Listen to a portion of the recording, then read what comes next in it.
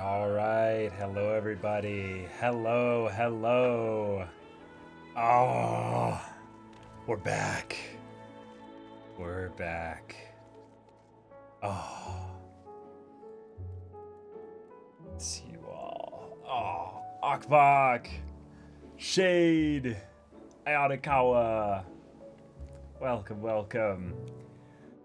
Oh, I have emotionally recovered. For the most part, from Wednesday's stream. Holy shit! Like I am so glad. I am so glad that like today, just was basically just a nice, just generally relaxing day, so that I could prepare myself for going into something potentially as intense for today. Yeah. Right, yeah. Feels is putting it lightly, yeah. A whole new level. Oh my god. Let me put myself back into focus here.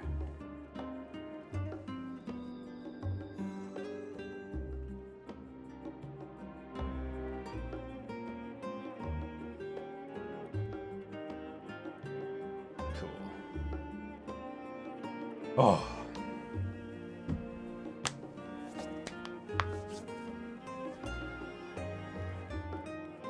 Oh.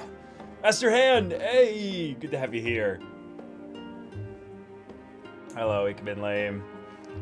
Especially with Answers playing. Answers was playing like throughout like an overwhelming amount of last stream.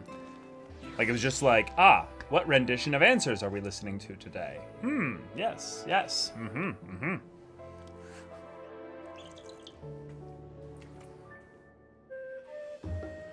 Endwalker starts slow, but once you hit the 85 dungeon, it hits the gas and never stops. That's actually a good question. With where we're at, what level is the current like MSQ quest on?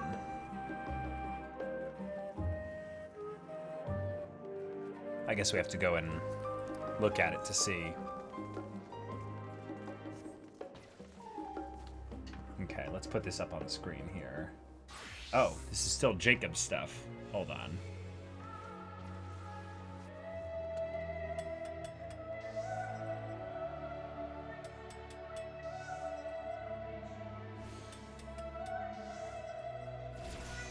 There we go. Cool. 87 or 88? Okay.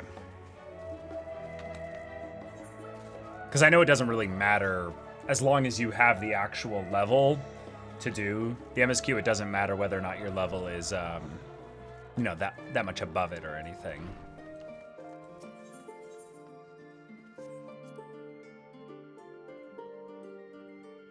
All right. We got our Lala crew here. Do not squander it. Do not worry. I will not. Oh. Cool.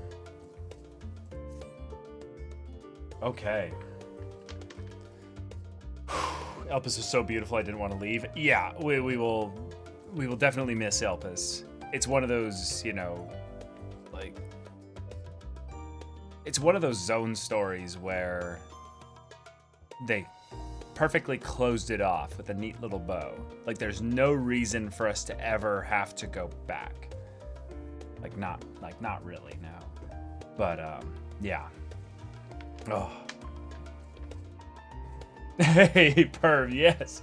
I'm glad you checked out the VOD. Oh my god.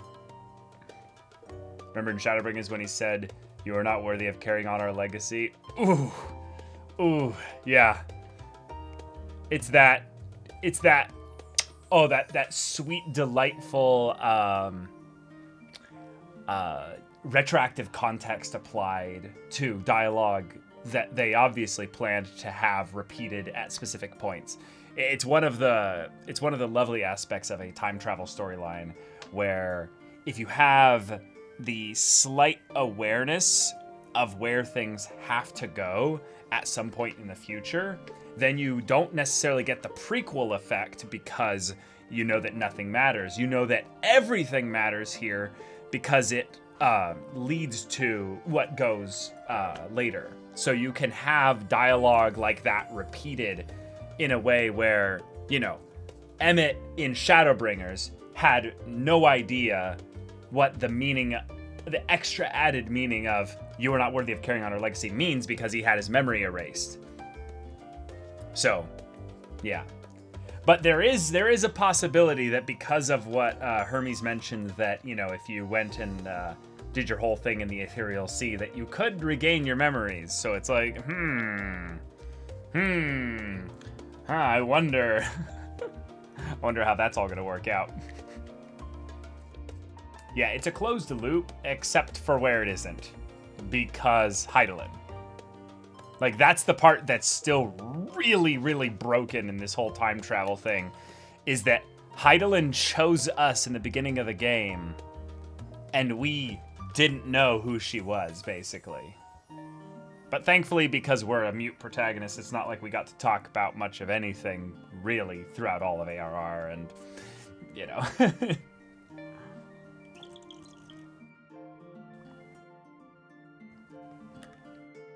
Yeah, exactly. Perfect. Oh.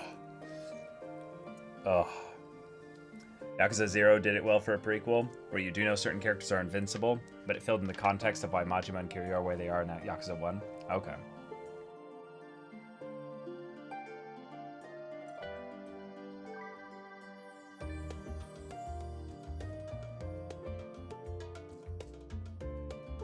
How could we know that? We did not stay in the past.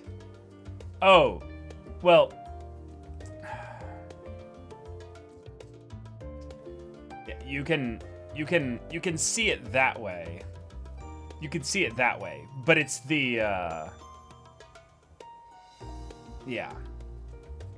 It's the idea that depending on how you subscribe to time travel, that if someone traveled into the past and told you something, that would inform you in the present. And the reason why this is the way that they're doing things in the game is that right before Elidibus sends you, he remembers that you were there, which he couldn't have if we're going through the time travel thing where the memories of the things that inferred into the past are still a part of the future because they originated from a point in the, you know, the current present where we went back into the past. So, that being said, the game has kind of decided to be like, we're doing kind of both until we fully collapse it and explain the Hydaelyn stuff in the beginning, because otherwise we would have the memories as well.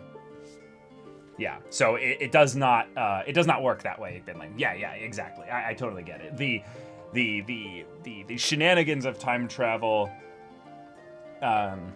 usually just generally lead to plot holes, and that's okay if you can sell the audience on a really powerful, like, emotional reason as to why this part of the story really needed to happen. Oh yeah, by the way, if anyone here just isn't, you know, caught up with Endwalker, major spoilers for everything I'm talking about right now.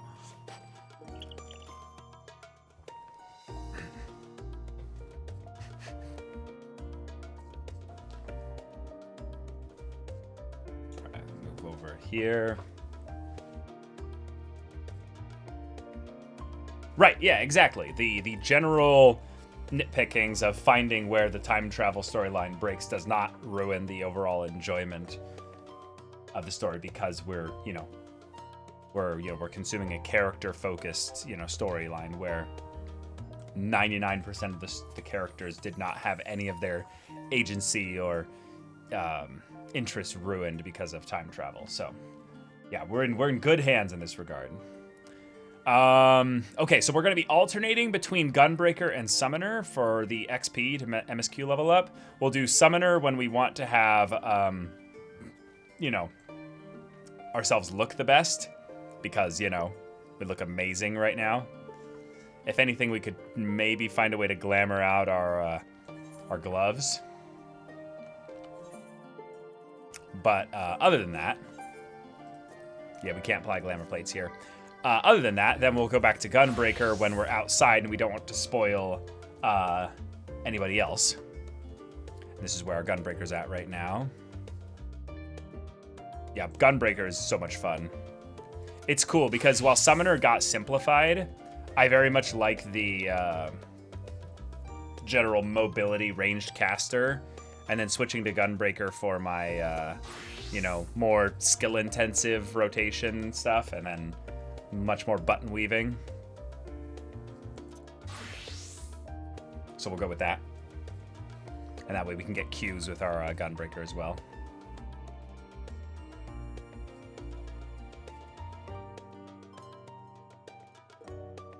Sometimes it totally can. If you think about Dragon Ball Z and Super's time travel, it almost instantly falls apart because Toriyama is writing it week to week. Yeah. And because Final Fantasy XIV was very much written expansion to expansion, with maybe once Shadowbringers came out, you could tell that they had written it with Endwalker in mind. Now that we can kind of think back on Shadowbringers, there's a lot of Endwalker that was very much set up in Shadowbringers. That's probably why I give Stormblood story-wise, again, just story-wise, and even more so, mostly the main 4.0 storyline of Stormblood, the most shit of any other storyline in FF, is because you can very much tell that Stormblood base expansion was written not really, it didn't connect well to much anything else, in my opinion, and I really didn't like about half the story. But but the post patches for Stormblood were fantastic. Yeah.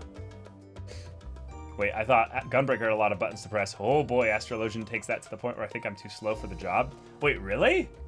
Wait, what's the fastest job in terms of button pressing? I thought that Machinist was the fastest one. Because Machinist, you have to like double or triple weave, right? Oh, wait, you guys are not in agreement here. Ninja, Monk, or Astrologian?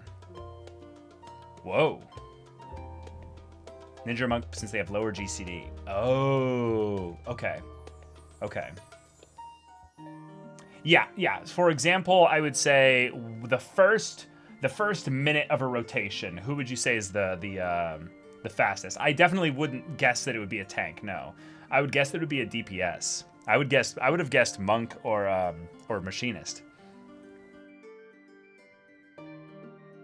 During their opener, Ninja has about 2 actions per second. Oh, that's not that much.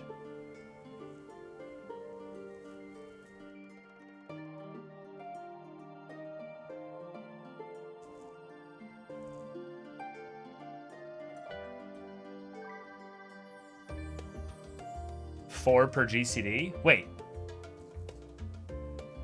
So you're triple weaving then?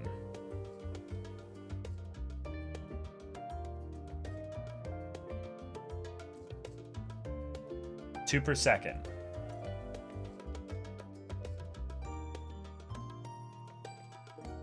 My brain is hurting. My math. Wait. Don't do it in 2 seconds. Do it in per GCD, because a GCD is as low as like 2 seconds, right? So, well, I guess that's what you're saying. 2 per second. So it would be 4 per GCD. You literally can't triple weave outside of ninjutsu. Oh, you're talking about you're talking about the Naruto hand signs thing in Ninja. Yeah. Well, that makes sense then. Those are literally a part of your kit. Okay, Astrologian has 8 spells and 17 OGCDs. Oh shit. Now, let's be real, if you're a healer, you also have probably the easiest job in the game, so when you're DPSing, you're probably only using like 4 OGCDs and 2 abilities, right?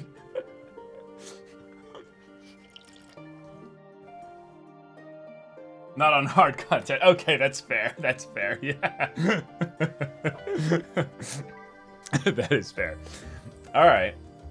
Yeah, I would love to check out Ninja. Where is it? They have a rogue at 22. which is nothing, basically. And let's check out Monk as well. I just need to power level them at some point. I have little interest in healing outside of my Scholar. Scholar seems fine. Sage seems cool, but it's more the aesthetic that I would prefer to do Sage than Scholar, because Scholar's aesthetic is weak. But I love Gunbreaker.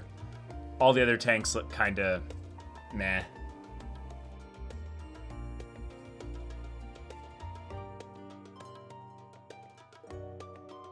Okay. All right. Well, enough chilling here. Let's get into this. Let's throw a food. Cool. As the heavens burn, though you and Kryl both have news to share, hers is probably the more urgent. Okay.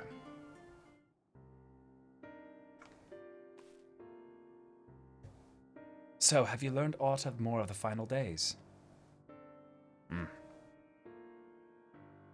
Then the journey was well worth the risk. No doubt your newfound knowledge will be a great boon to us all. Unfortunately, during your time on the First, events here have taken a turn for the worse. The Scions are running themselves ragged trying to contain the spread of blasphemies, and it's a losing battle. Wow. Try and do Tataru's voice and not accidentally do Meteon's voice. What was Tataru's voice?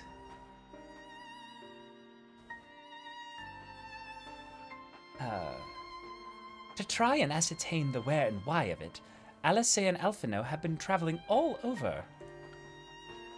Of all the regions they visited, Locus Amenus is one of the worst affected. Thancred, Estinian, and Graha took a detachment of allied soldiers there to offer aid and succor to those in need.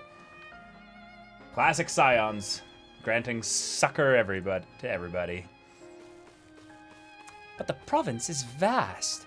They only managed to visit a handful of coastal villages. It was an accomplishment worth celebrating, still, but a drop in the bucket at best. Just switch to Preach's Tataru voice. I have to get into the mood. I'll try it for the next bit just to see if I can do it. In the meantime, Ishtola and Master Matoya have been making a concerted effort to establish contact with Hydaelyn in the Ethereal Sea, but to no avail. As for Tataru and I, we've been keeping a close eye on the Forum. From what we gather, they've been constructing a vessel to ferry people to the moon, an ambitious project that has likely been years, if not decades, in the making. However, since we've seen no sign of it thus far, I suspect it's still incomplete. You will also recall the proposal issued by Master Fortunaut to the people of Radzatan. Following their discussion, Vritara declared his support for the plan and urged those who wish to evacuate to accept the Forum's invitation. So far, so good, but that's where things get a little strange.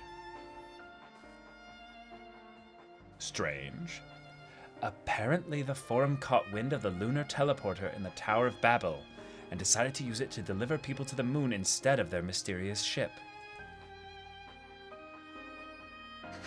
Okay, here we go. Therefore, to secure safe passage for the Hanish refugees for the tower, Alphino, Alice, Estinian, and Graha traveled to Garlemald not long ago. Trouble is, the capital was hardly the safest place to begin with, and now... fuck! The final days have come to Garlemald. By the way, Tataru, do you need, a Kleenex or tissue or something? It's just fucking hell.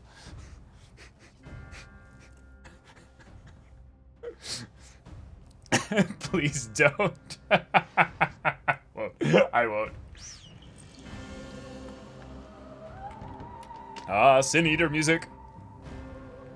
Shortly after our friends arrived, they were sent to rendezvous with Master Fortunal. Then, panic broke out, and our communications were severed. From what fragments we were able to make out before the link shell went completely silent, we can only assume the phenomenon has spread to the capital.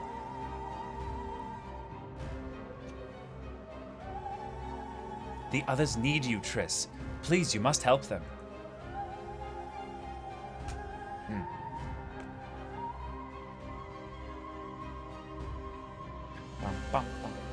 Having you there will make all the difference, I'm sure of it.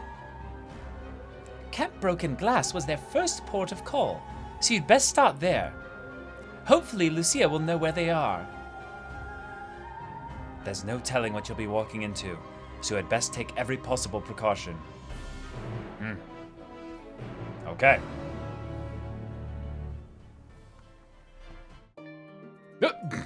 And suddenly, just quiet music. Going to Garlemald, let's go!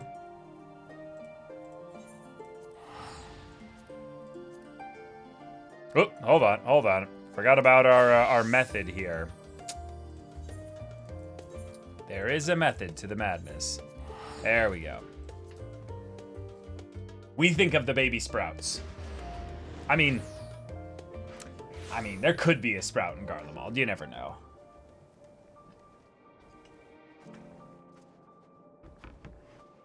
Let's see here. Nope. No sprouts. Okay. Triss, and not a moment too soon. The skies over Garlemald are ablaze, but it's events on the ground that concern me. As you will have heard, your fellow Scions arrived ahead of you. We cut the customary greeting short after we received word from our troops on the Magna Glacis about that the Forum's airship had landed. It was then that the heavens began to burn. I dispatched your friends at once to assure the refugees come to no harm. I would have you join them immediately. Additional support is en route, but we will discuss them later. I trust you are ready to depart? Upon departing for the Magna Glacis, several cutscenes will play in sequence. It's recommended you set aside sufficient time to view the scenes in their entirety. In addition, you will be required to participate in battle. Your progress will be saved at certain points. In the event that you are defeated, you'll be able to save the... Ah! Oh no. Oh no, wait. But then I want to do this... If this is a big cutscene thing, then I want to do this with my summoner. So we have to sneakily switch clothes, skip... Okay. So we have to be sneaky. Sneaky. Let's hide in this Ishgard. Okay. No one will notice. No one oh shit. That's an NPC. Nobody's around. Okay.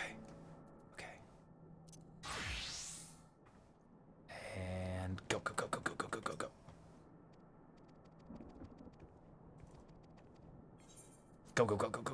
Go. Nice.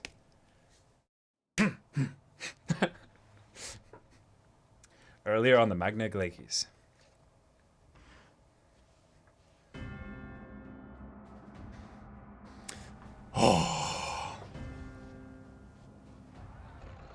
Oh my god. Pure chaos. Jesus. Oh my god.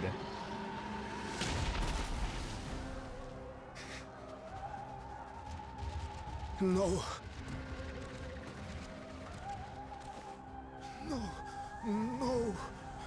We were promised an escape. Not the same doom we fled. Oh, now his shadow's gonna change.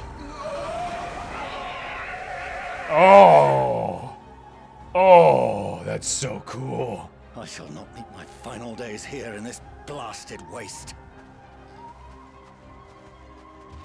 Calm yourselves. Your panic is our greatest enemy. Come, we must build a line of defense.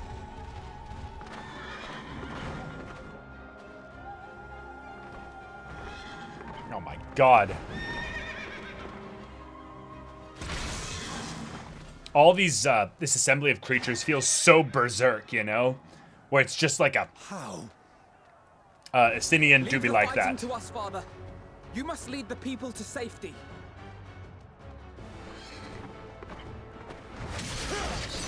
Ho!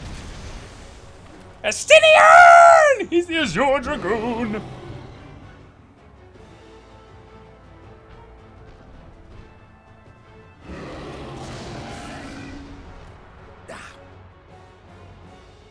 can handle this pair. You? Shall tend to the refugees. Let us be about it.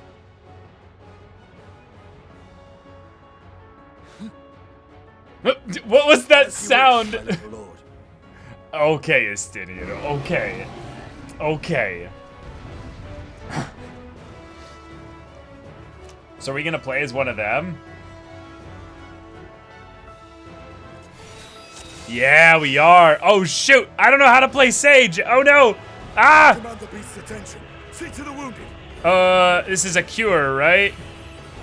Help is at hand.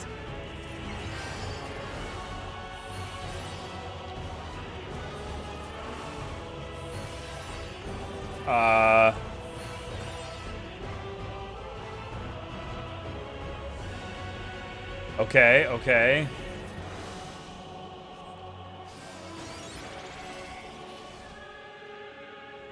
Cool. Okay.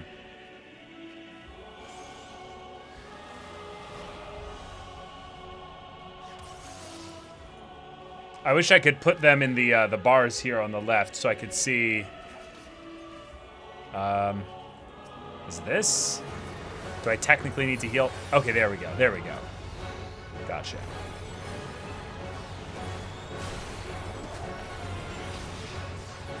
Leave it to me.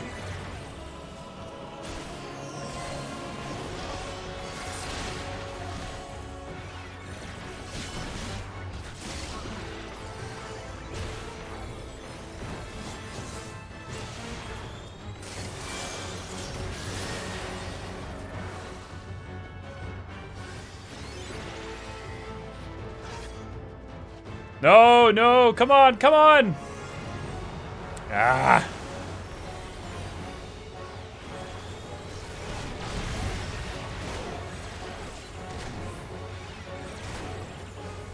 Those who can stand, come with me.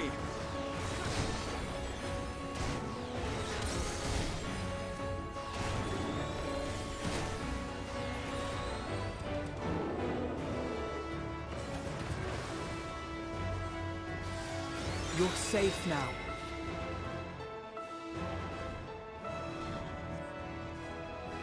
This is really cool, though. Easy now. Deep breaths.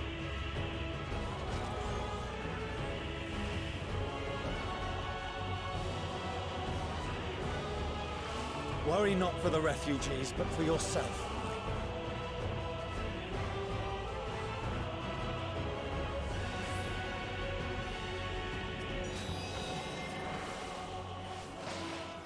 Slide casting, baby. Let's go.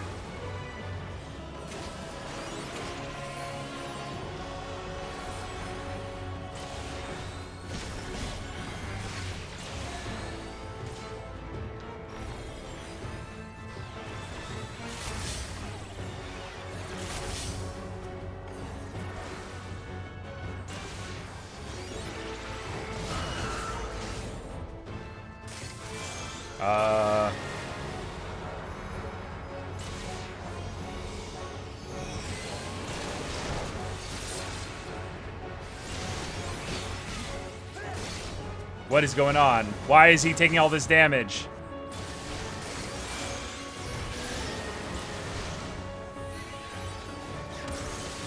Estinian! What? What?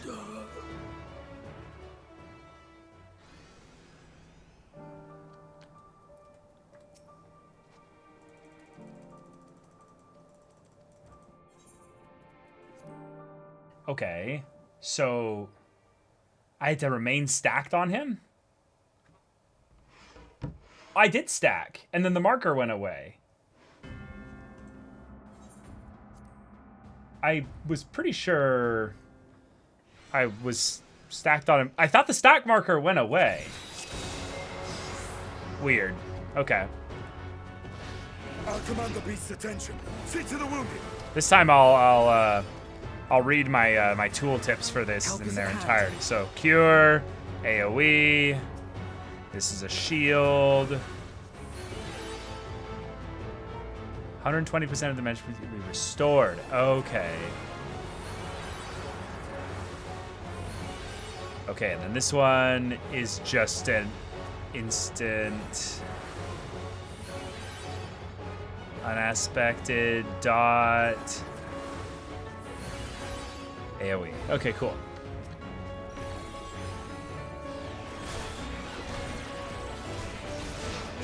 Leave it to me.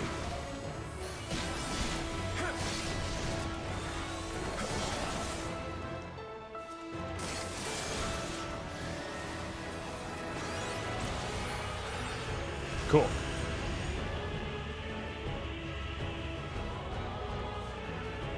Nice, so he draws them away. And then we fight these ones, okay.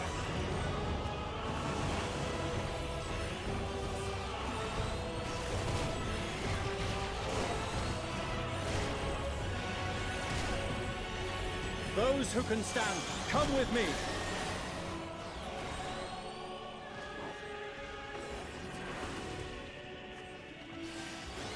You're safe now. Okay. Oh, I don't care about the difficulty of these duties. They're like, Easy now. Deep they're breaths. mostly just a, you know, cool presentation of a story moment. Worry not for the refugees, but for yourself. Boy. Boy.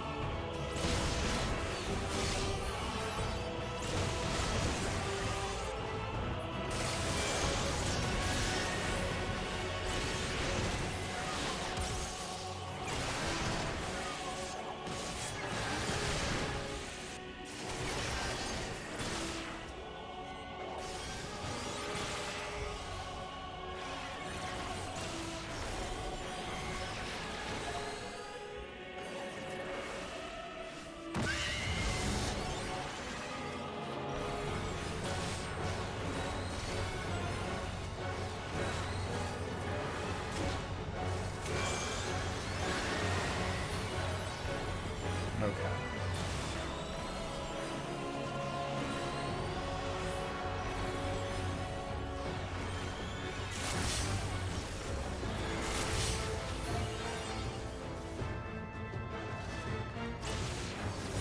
Hard, but not hard enough.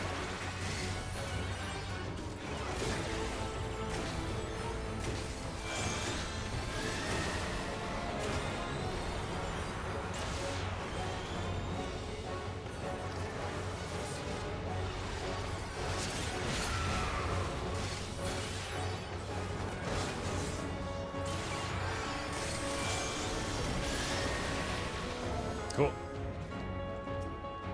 Got it. Grigor, thank you so much for the tier 1 sub. Thank you very much.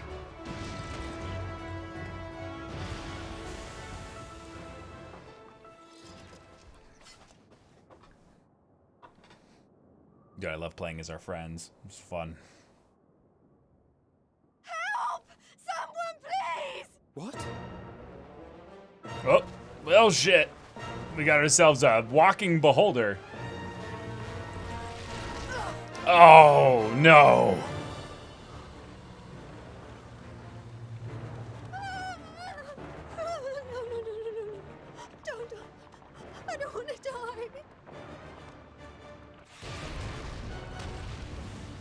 Forward! Let not a single Oh, thing Euless. escape. Euless, yeah. Yes. Awesome. Wait, that's Yes. Our blue-haired boy. the army. Yeah. You've recovered then? In time enough to be of aid.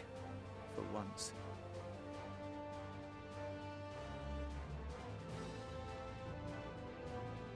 We can speak of it more later. All right. For now, we must fight to Nice. repay your salvation in kind, or with better. For Garlemald has her pride.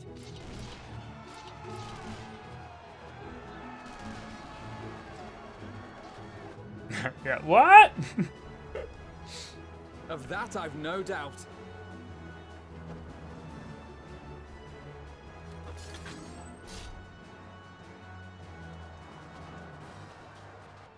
Casually, yep. I was gonna say, where's Fortunal? Just watching his son proudly. Of all possible saviors, the Imperial Army. Oh. Oh, hell yeah. Hell yeah. I had hoped to take all of them down at once. Think a withdrawal might be in order?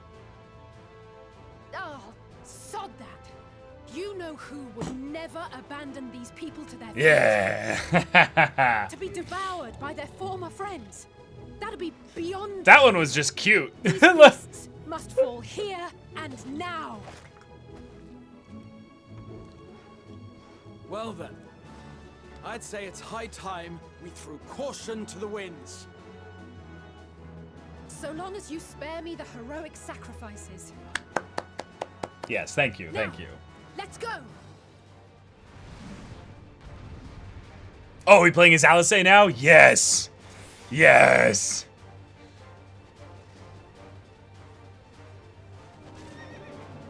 And these are our combos, I'm guessing. So we have okay, this is back to AoE. CD, cure. Oh, okay. And we get, whoa, what? Brilliant pledge. Oh, we get a limit break. Okay, that's cool. All right, yeah, let's do this.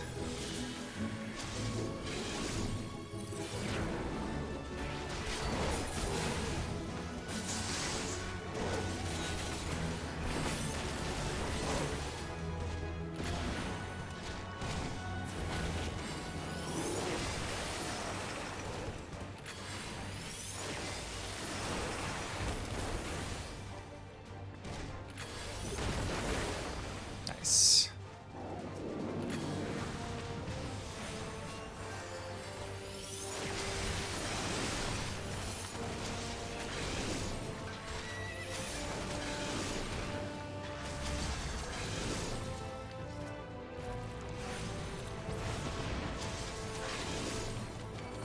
You know what I'd really love to see is basically like a Gimli and Legolas, Alice, Graha kind of competition where they're both like kind of competing for the attentions of Warrior of Light, you know?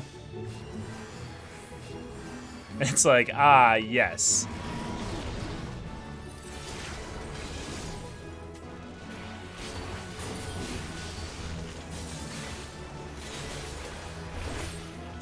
I'm fine.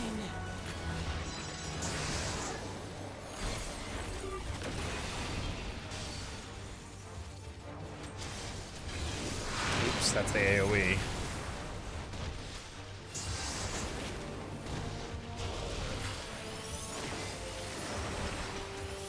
Oops, am I doing it? No, I'm doing it wrong. Whoops. There we go, there we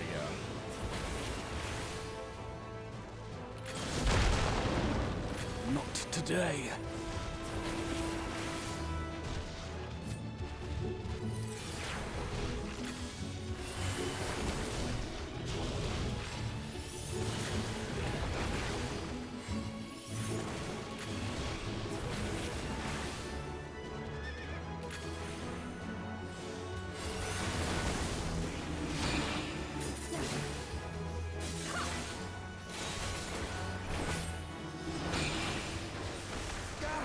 Oh, we have to be on these. Oh, yeah, that's right, that's right.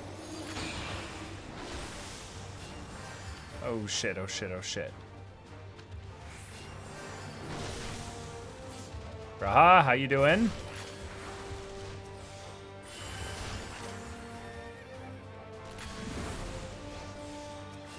There we go, okay. I'm not done yet. There we go.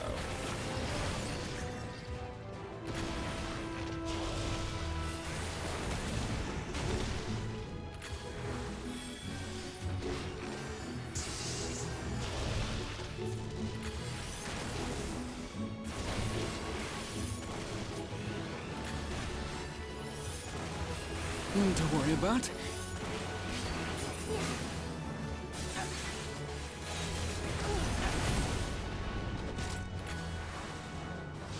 The air crackles with energy. Find cover!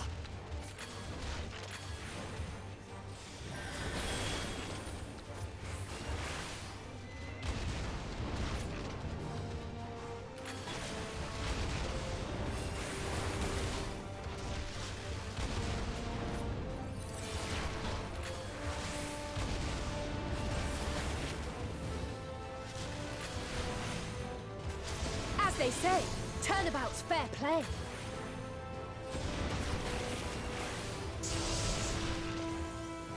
All right, limit break.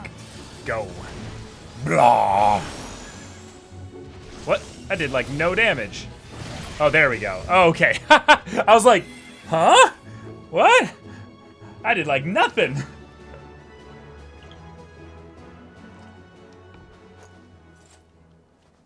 Okay. Cool. There's not the barest trace of ether. Maybe there really is no way to bring them back.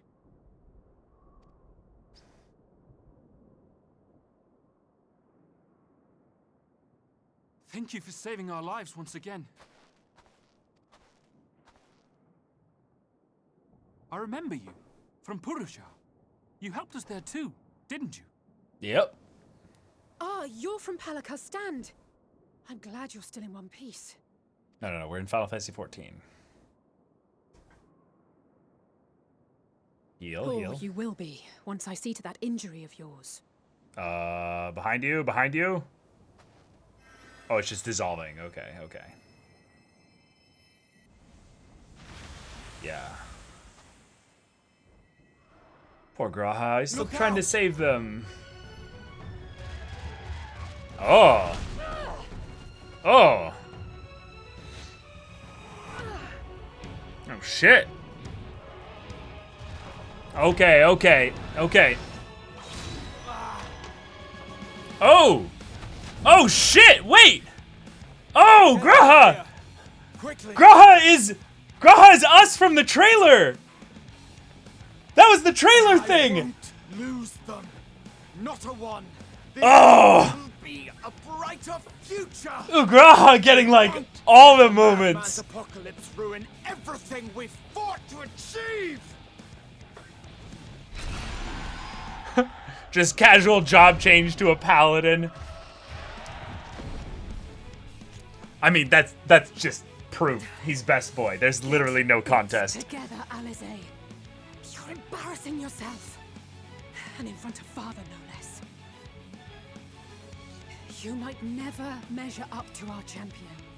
Come on, Alice. You got it. But we ask too much of her as it is. You mustn't let our sword in the darkness fight alone.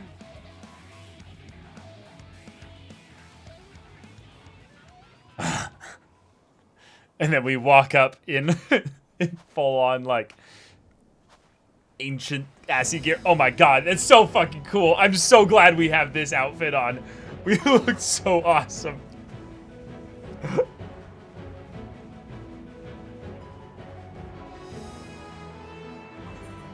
So, this is precisely why you should never skip your squat regimen. What? What? What the fuck? What is this, chat? What? Why you gotta call out Alisei and be like, yeah, this is wow. Ah, yes, I am a Zem with the chunkiest of dumpies, you know. Never skip squat leg day, yeah. I can look after myself, you know. Alisei is genuinely hurt by that. Alisei's like, I might have a flat ass, but Everything's in order. I'm trying, you know? Mm.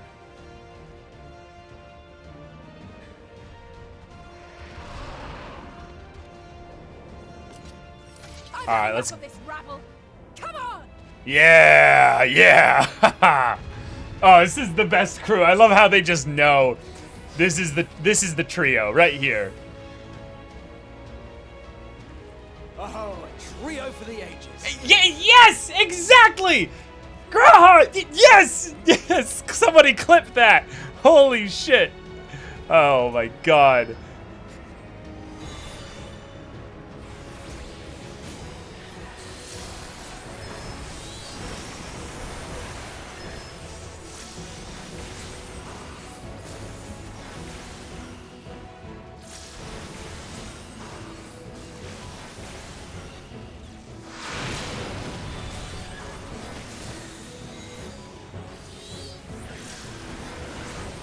Oh, I'm a dumbass. Oh wait, no. This does have a cast time, yeah.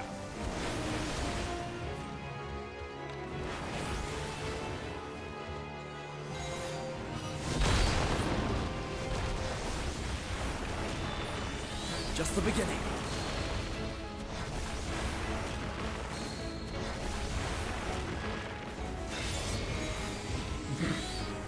Deleted.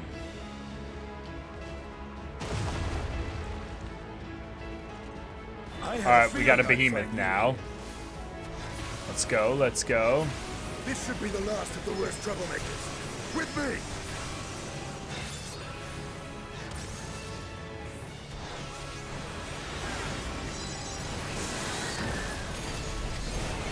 Let's go.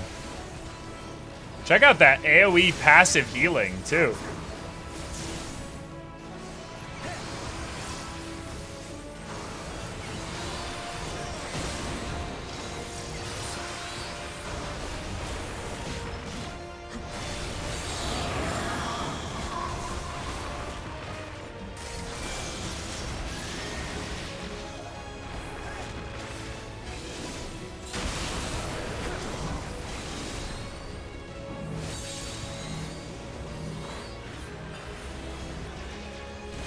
On your feet.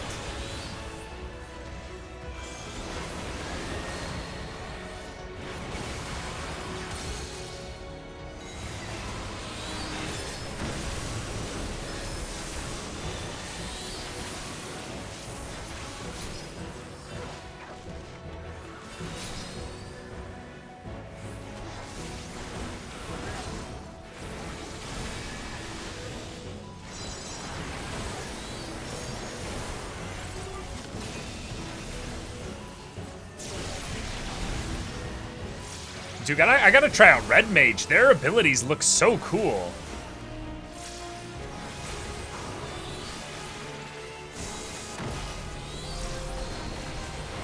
Leave the healing to me.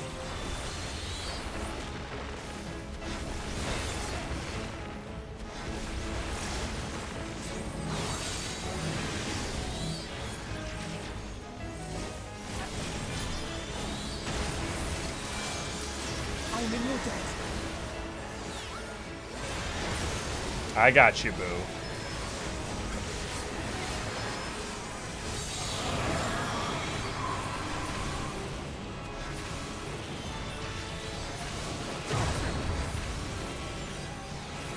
Now, where were we?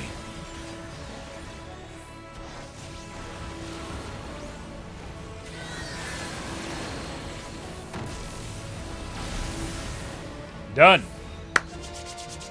Let's go.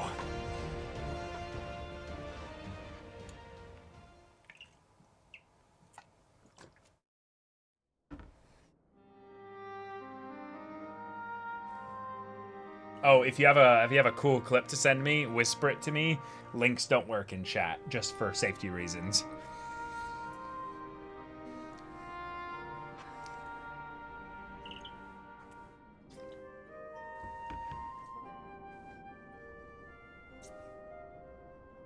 You must board without delay. The ship will depart ere long. Okay. Your offer to host us in Sharlayan is most appreciated. But will the final days not soon fall upon it as well? But they're prepared. Your hesitation is not unwarranted. The satrap entrusted me with your lives, yet I have failed your comrades. Nor are you wrong to fear that this corruption will continue to spread. I cannot promise you complete safety, even in my homeland.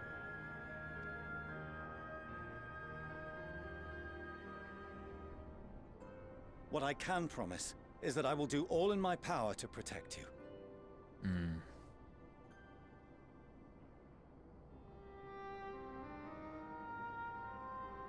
Okay, sweet guys. That Thanks. power is not inconsiderable. Even now, my countrymen are preparing the vessel that will deliver us to a sanctuary on the moon. Join us on our journey there, and beyond, to new horizons. Come to old Sharlayan. Please.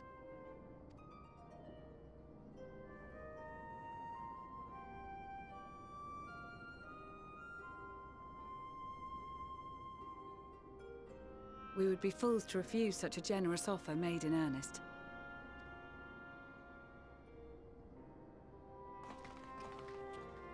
Gotta love seeing Fortunald actually being like a decent person here and just doing what he can. It seems they've a new destination.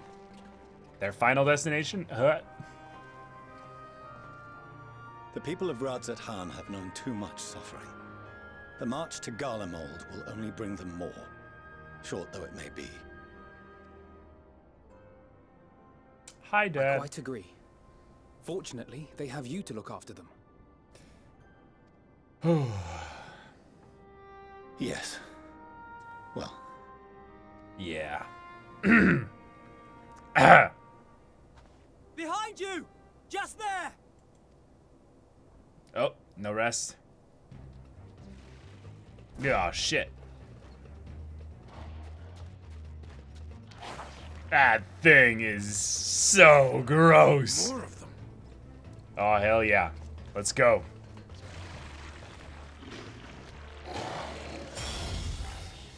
Whoo! That was a Reaper move. Oh! Oh, shit! Oh! Oh! I was like, oh, Reaper move. Wait, who's a Reaper? Xenos! Here! Yeah!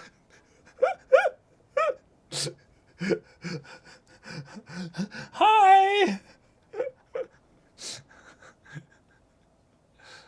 He's gonna be like, oh, yes, I have longed for you to return.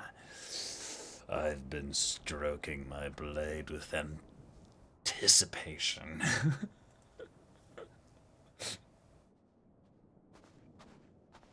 You'll be alright. Hurry to the airship. Yeah, get the fuck out of here, guy. Get out of here. Go, go, go, go, go, go, go, go, go.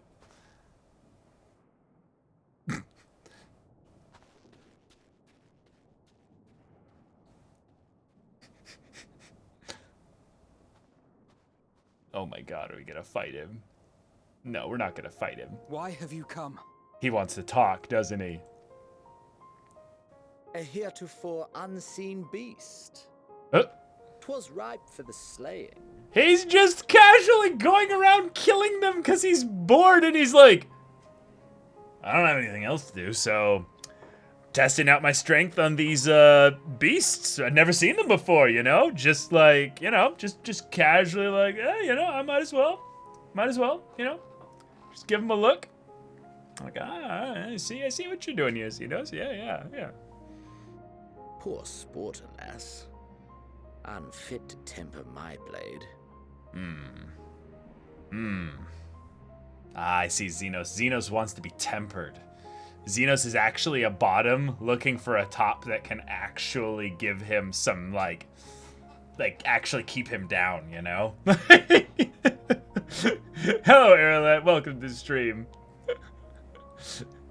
He just wants to have his blade tempered, something fierce. He's like, oh, yeah, temper me, you know?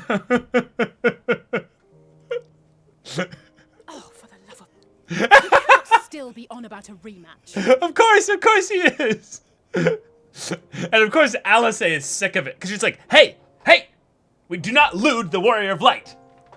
We do not lewd. Like, Alice is to us what we are to the twins. You do not lewd the twins. You just do not lewd the twins. Say it with me, chat. We do not lewd the twins. And Alice is like, hey, back. We do not lewd the Warrior of Light. Yeah. No. Alice no. No, she's absolutely attracted. But come on, y'all. Come on. This should not be a debate here. We do not lewd the twins.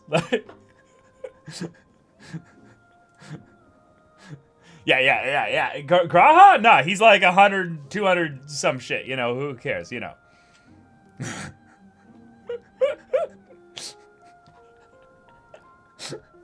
That is and has ever been my sole concern.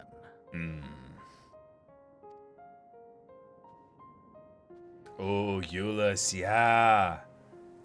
Yeah, it's the Emperor's son. You, on the other hand, are fixated on a different quarry. And? Does that make you jealous? You know what, Xenos? I could totally see him doing here. Like, it's kind of a funny thing with Xenos. You can tell a little bit that he doesn't... He kind of fits in FF14, but he's a little out of place as far as character and conflict and stuff. So I could totally see him being like, who the fuck is, like, making you pay attention to them more than me? I'm gonna go and kill them so that you can then focus on me. Like, I could see Xenos and we're like, so Xenos, there's a being with a bunch of sisters, and no. We need to save Meteon. We don't want to kill Meteon. No. We need to go point Xenos and be like, oh no, Xenos is the Thorfinn to our Ashgalad. We need to be like, yes, Xenos, I will give you a duel.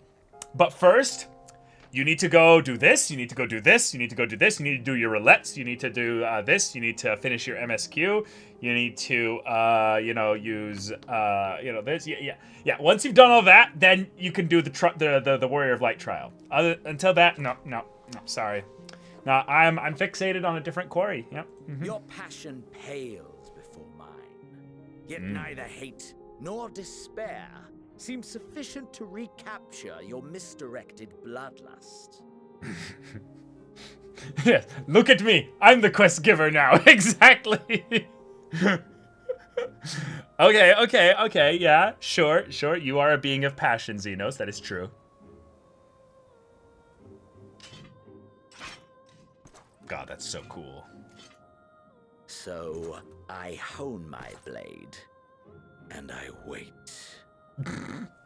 Now, Xenos, what you should do is just menacingly walk away. Just walk away. Just in a general, no specific destination direction. Just walk, and we'll just watch you.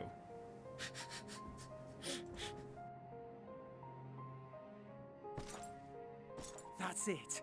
That's all you care about. Oh. Oh. He's like, and you are, you know? Who are you? Garlemald is in ruins. Our homeland, Oh. the nation you rule, is as good as gone. Bro. Careful. Along with so many of its people. Dude, you're in reaping range. Not just soldiers like us. Not only those who fought and killed for power and duty. Innocent civilians.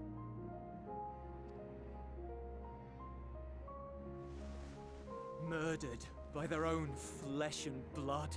Lost and confused as they breathed their last. I mean, this is really powerful moment for Euless. I just am really scared that Xenos will be like, dude, like, shut up. Like, I'm really nervous. While we who survived with our lives and minds intact were left to freeze to death. Yeah, and then the twins, they were there for that. Yeah. Yeah. The Eorzeans tell me all this was your doing. Yep. You slaughtered your countrymen. You did. For what? Yeah, go off, Euless. Yeah. I mean, I'm really scared for you, but go off. For nothing in the end. So much wasted effort. You. Yeah, careful, buddy. Estinian, grab his arm. You bastard! Estinian, grab his arm. For your own sake, Euless, you must control your anger. Yeah. Also that. It will serve no one should it consume you and see you transformed. Yeah, that too. Yeah. Oh, that was cool. Did you see the face? They've gotten so much better at the face animations. Would you be happier had I a good reason? Oh, Xenos is about to undermine his whole existence right here. He's like, I could bullshit up one right now and let you think about whether or not you want to believe me or not. What? If my motives met with your approval, would you no Yeah. longer resent the outcome? If so, then perhaps a beast's skin would suit you better. Oh. Duty, honor, morality. All constructs of convenience when put to proof. Surely the war taught you how easily power becomes the tool of the self-righteous. How the people's justice was merely a means to their ends. And now look at this place. Look at it. Yet you would ask me why. Yeah. Ask any creature of this star and those above for answers, and they will tell you what suits their fancy. Wow. That's so perfect. That's so perfect with the sky in the background and having just come from Elpis, where Hermes was specifically searching for an answer to the question about the purpose, about the meaning of all this. That's beautiful writing. That's beautiful.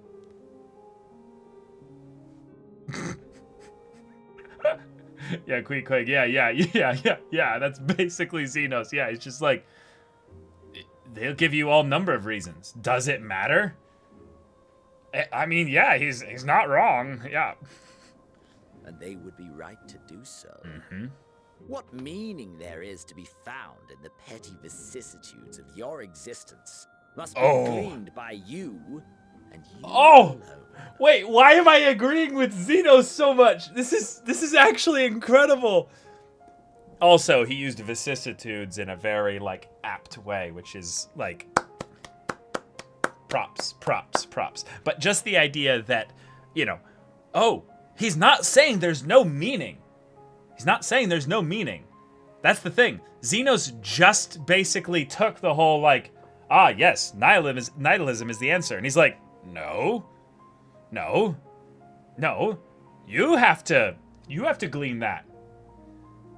What meaning is there to be found in the petty vicissitudes of your existence must be gleaned by you and you alone, meaning that you can't seek meaning outside you. It has to come from within. This is, I mean, this is just good shit. Like, Xeno's calling out everyone who likes him forgives Emet-Selch because he had good reasons. Well, no, I don't think people really forgive Emet-Selch for his reasons. There's something in the idea that a lot of people will just look at what Meteion represents and basically say that, yeah, Xenos is basically a focus point of that existential nihilism. And it's like, well, no, for him. But the point that he's making here is not that existential nihilism is the answer. He's saying that if there is any meaning, you have to glean it. Not that there is no meaning. He's like, to him, maybe there is no like necessary meaning.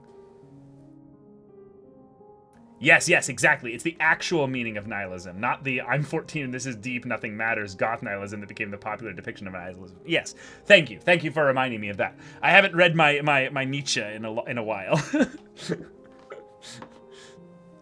Yeah, Nietzsche himself hated cynicism. Yeah. Xenos stopped being a nihilist the moment he met you.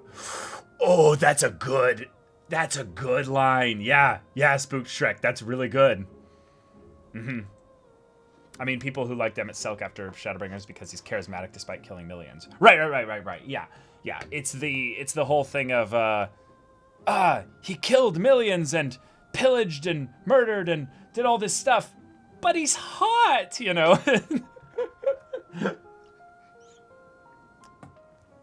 It's the whole Griffith did nothing wrong kind of crew.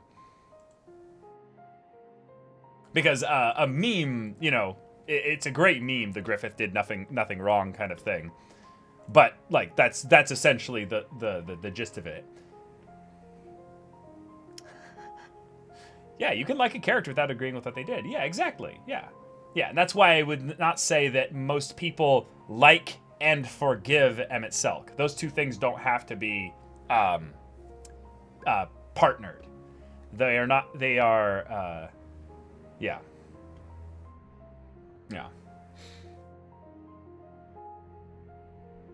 Liking Xenos, can't relate, laughs and sipping for Yotsu nervously. Like, I just love this line because Xenos as a character is one that, you know, exists to be the, you know, focal point as a, you know, a match for your power. As you get more powerful, he just kind of, you know, arbitrarily gets more powerful as well. So he makes sense as a video game enemy, but I've never really liked Xenos that much as a thematic villain, if that makes sense. So now that we're in an environment where despair and existentialism is being like brought up in a very powerful way, and then do we counteract that with hope, or do we just keep the despair sequestered and, you know, muted? Xenos is basically saying, no. You can't go around searching for answers from others. You're going to get a million answers, and all of them will be right because they gave that answer. And it's a nice callback to the idea when Emet-Selch brought up that, Hermes, did you ever think to wonder about, you know, if you're going to ask the question of Meteion, you know, to go and, you know, ask all this question, did you ever think about what happened if the question itself was flawed? And so this is basically it. Xenos saying this is why the question was flawed. So, anyway, sorry. Didn't mean to just get stun locked there for 15 minutes. Should you seek it in battle in the fruitless pursuit of my demise, then come. Assume your place as a notch on my blade. Yep, that's what you would be.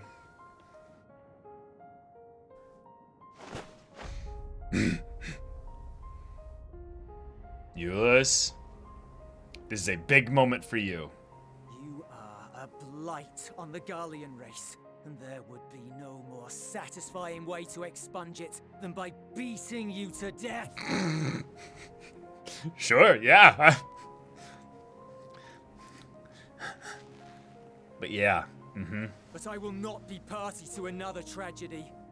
I refuse to lose anyone else because of you. So go. Go! And may we never suffer your madness again!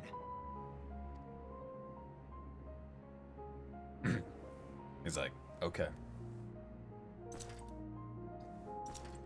Xenos! Oh.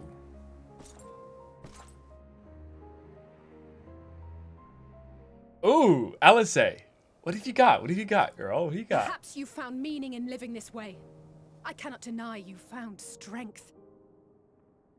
Yet if you only pursue your hedonistic pleasures and pay no heed to the plight of others, then no one will give you the time of day. Oh, you're close, Alice. I feel like you almost reached him with that, but I can kind of see how he's going to rebuttal that. You will never get what you want. Not even the battle you pine for so dearly. Oh, that's... Oh, I see.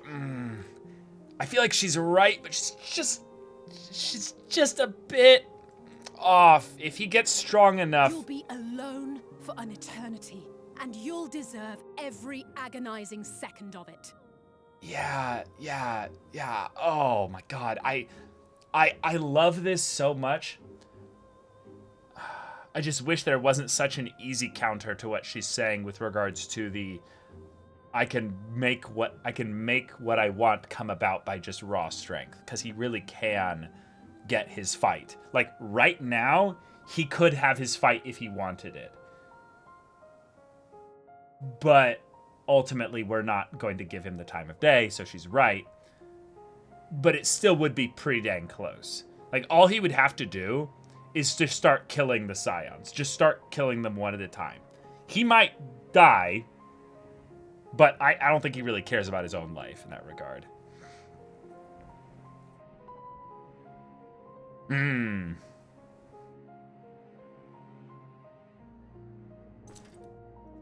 No response. Wait, no response?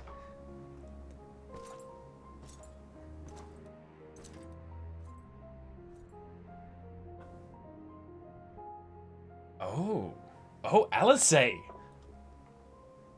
He didn't respond. Yeah, it could be he, he doesn't give a fuck, but, We're ready to depart. The refugee ships will be leaving shortly, but I've asked mine to remain for the time being. Yeah, he wants a fight of passion. Yeah, absolutely. I mean, yeah, definitely. I think it's a thing of where he's accepted that that's the case, and he doesn't really care, but he definitely did take in what she was saying, and I think he's going to go away and get clever and find a way to make sure that he can have the fight, which means we should be basically watching our backs for sneaky bitch coming around and doing shady There's shit. room enough for you to join me on it, if you wish.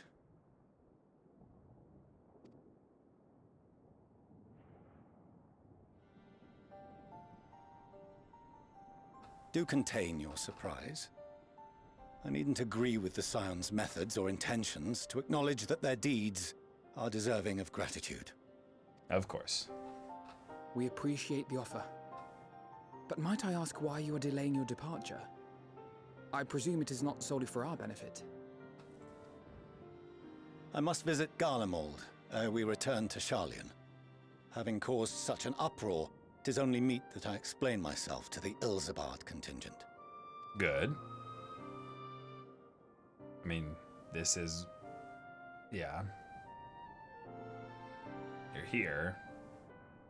Allow us to accompany you then. We should be glad to facilitate, given our familiarity with all concerned. Sweet. The family's working together. Love to see it. If you would like to join as well, Euless, we can speak of recent events on the way. Hell yeah. Hell yeah. Alpha know the leader. Let's go.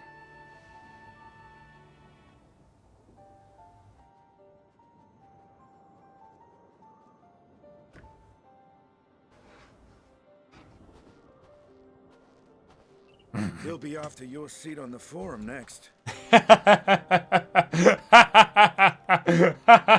I was like, he's walking past Estinian. Estinian is going to drop some kind of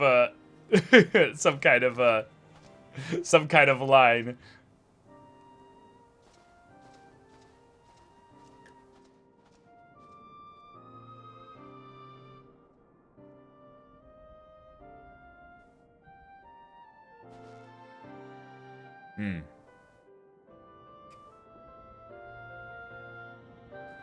Yeah, by the way, don't walk that way. Xenos is like 200 feet away over there.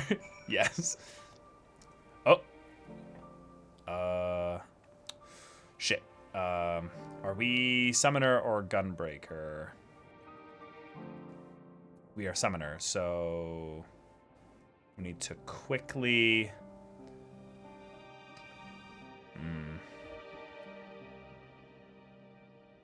Quick. To Xenos standing over there, so uncaring and unrepentant. Gods, I don't know what came over me. I just blurted out the first thing that came to mind. But looking back on it, I stand by those words. I would say I hope we won't incite him to further villainy, but to be honest, I doubt he even remembers what I said. Anyway, enough about all that. It's good to see you again. Okay, so we get this, and then we quickly switch here. Yep. Cool. Cool. Stinian. We couldn't save them all, but if we'd arrived any later, it would have been a massacre. Things were looking bleak until you and the first turned up. Graha! Though there'll be time later to discuss your journey to the first, there's one thing I must ask. Did you perchance speak with our friends in the Crystarium? A little bit. Lena and Becklug both warned me against overexerting myself. Strange that they would express such similar sentiments. Identical, in fact. But their advice is duly noted. Alice. We still need to quiz you about your time on the first, if we ever get more than a moment's respite. This is the contingent base of operations, I take it? That the final day should manifest here too. After everything these people have suffered. It is a fate cruel beyond words. Nevertheless, with allies old and new at our side, there is yet reason to be hopeful. Ulysses! It's been a while since we last we spoke. For some time I was not myself. Lucia and the others told me what happened that night. About the events that took place while I was receiving treatment. It was only then that I realized the lengths you and yours go to. I know I might never be able to repay you, but I'll be damned if I don't try. And most of all, I want to thank you, all of you, for everything you've done and continue to do for the sake of my people. God, we just keep gathering friends. This is amazing. Lucia's taking stock of the present situation. Okay. No major injuries then. Good. I briefed the recovered soldiers and sent them on their way as quickly as I could, but nevertheless feared they would not make it in time. Okay.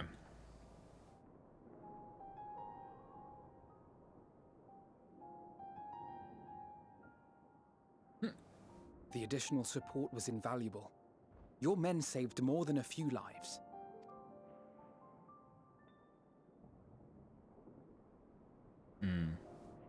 Though not all, I regret to say.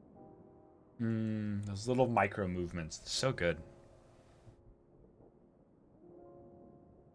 I take it that I'm addressing Lucia Junius.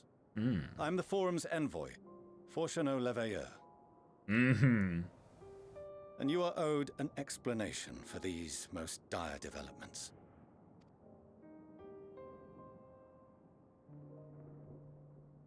Okay.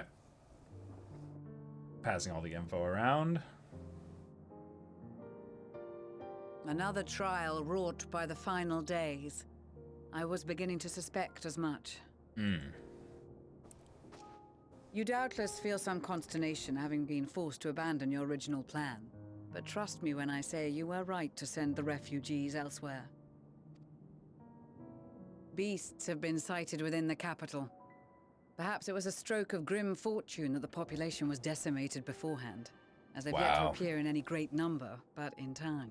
Yeah, jeez. In any case, Maxima leads the remainder of the contingent in an effort to cull the creatures and evacuate the populace as we speak. Okay. Once the airships have taken to the skies, I pray your men can be persuaded to join him. You'll permit us to retain our weapons? Yeah. I wouldn't have sent you after the Scions were I expecting you to stab them in the back. Come on, I, Euless. for one, would not consider past transgressions more relevant than future contributions. Alvin out! This boy! This boy! This boy! Over there! Over there! This boy! Regardless of the circumstances that saw us at odds before, we need men of courage now, more than ever.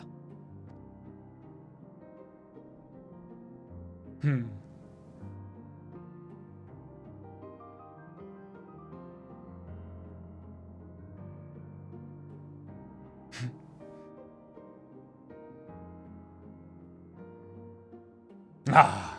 Oh. Oh.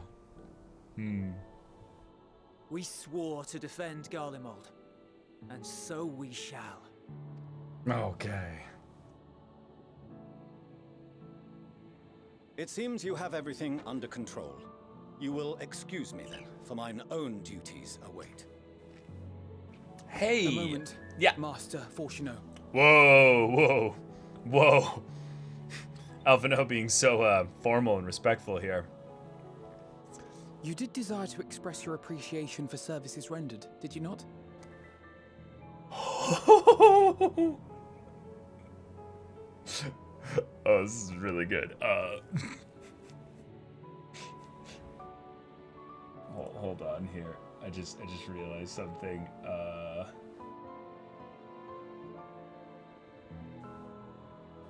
Yeah, I was like, this is slightly off. There we go.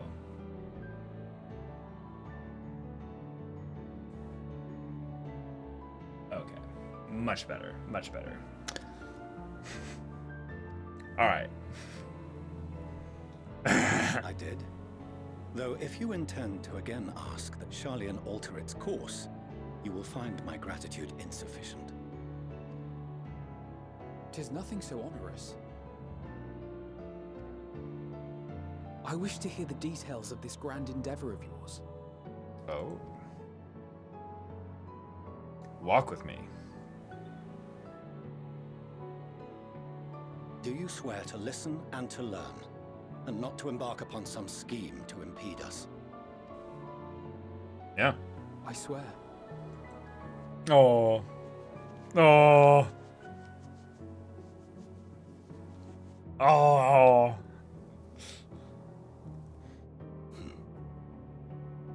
Any other, I would doubt. What? But you, I trust to keep your word. For not once have you broken it. Alice is right there. Alice is literally like right over there. Like what? This Alice slander I will not tolerate. Very well. I will request that the Forum make you privy to our plans. You may await our summons at the Baldessian Annex, assuming the decision is in your favor. Does that suffice? It does. You have my thanks. Okay, sweet. Excellent. You can regale us with tales of your most recent sojourn to the First while we wait.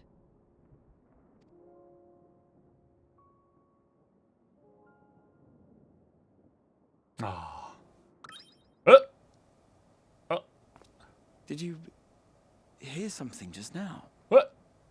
No. What is it? What is it, my cat boy? What do your pointy ears detect? Oh! Oh! Wait. What? What? Why is a Loprit here, and why the what?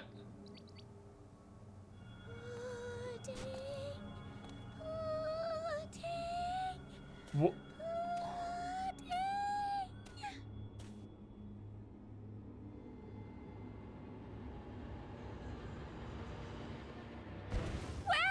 Where is this star's blasted pudding?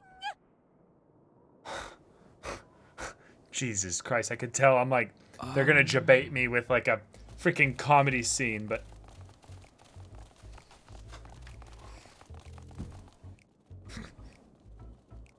Pudding away! Jesus Christ, get it together! Dawn may banish even the darkest night. Oh my God. And to of this course. bitter clime bring warmth and comfort.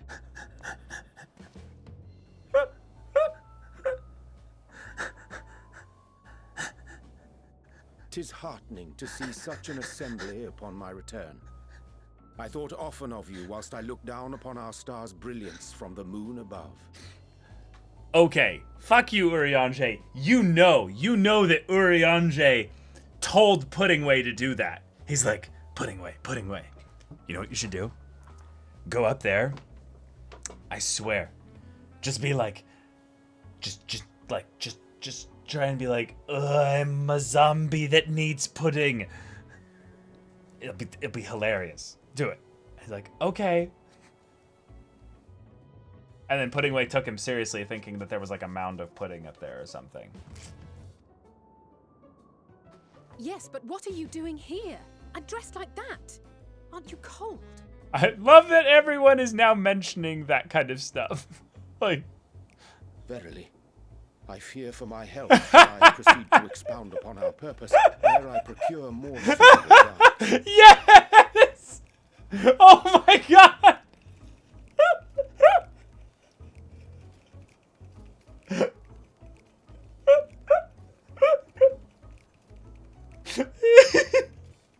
I could just stay here. I mean,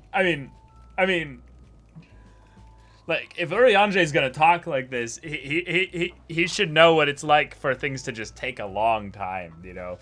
Ugh.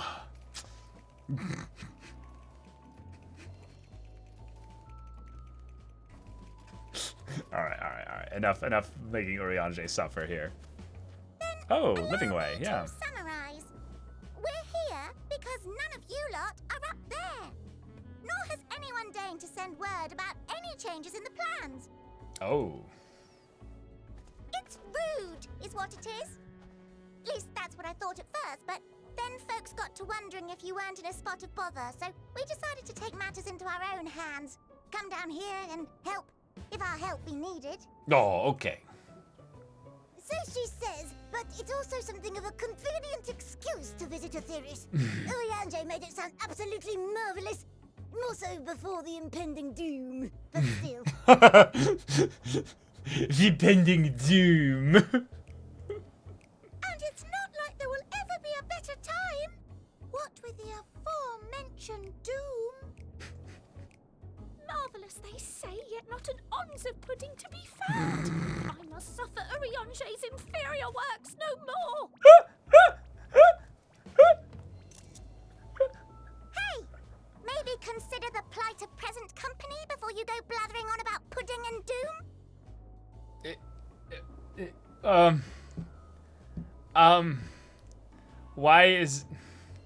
Why are they perfect?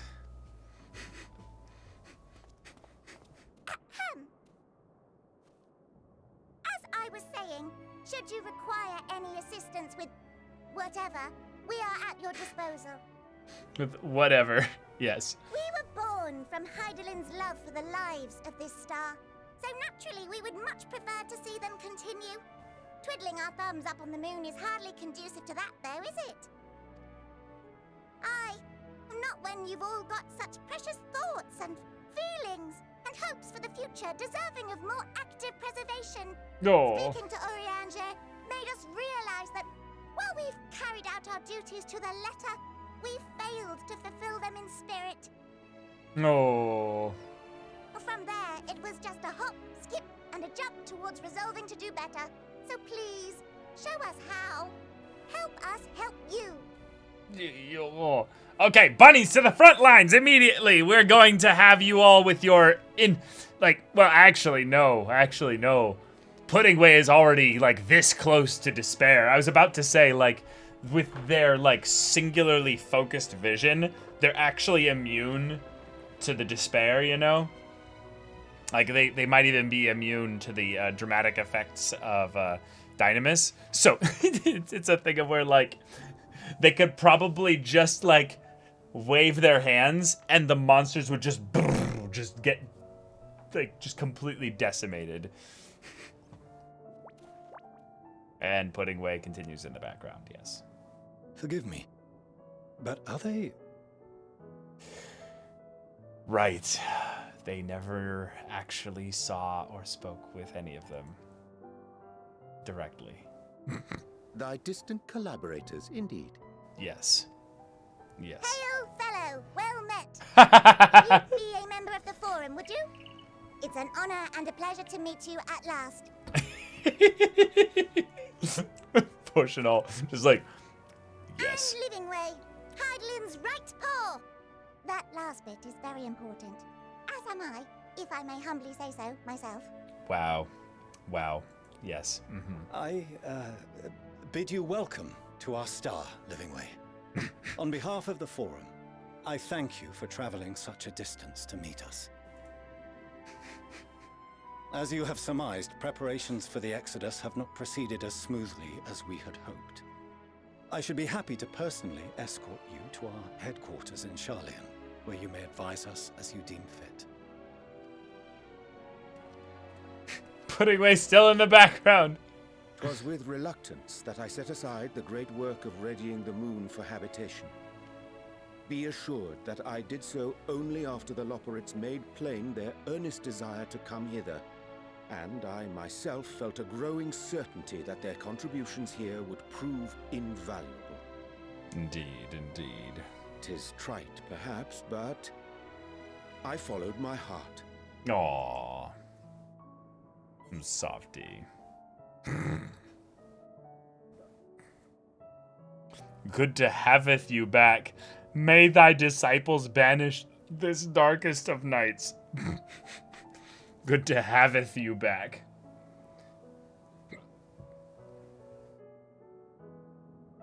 For a time, at least. Nevertheless, 'twas worth the journey to find present company well. Will thou attend us at the Forum and lend thine own wisdom? I mean, yeah. Yeah, of course. We gotta get everybody up to speed. If that's all quite settled, can we start moving before Urianger Yes. catches his death? Even I'm freezing out here. Yeah, let's go. Let's go. Oh, I dare say you'll warm up quickly once you're aboard the airship. Sat shoulder to shoulder with our fur-covered friends. Not only is Pudding Way still going in the background, but you can hear Pudding Way talking. I'm sorry, talking. Walking still.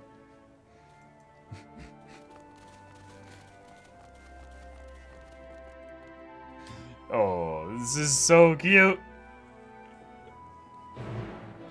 Ah.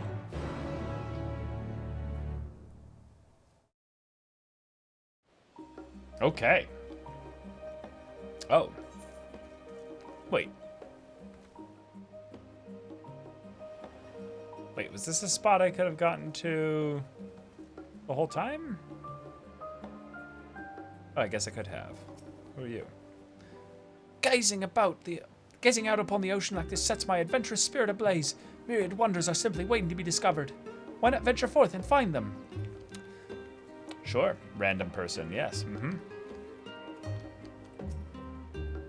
I dare say Master Fortunor wasn't as nonplussed as we to learn the identity of Hydalin's lunar custodians, as he will soon discover they have much and more to offer the Forum. Might I suggest we return to the Annex forthwith? We may yet have time to discuss the recent adventures ere we are to summon to the rostra. Okay.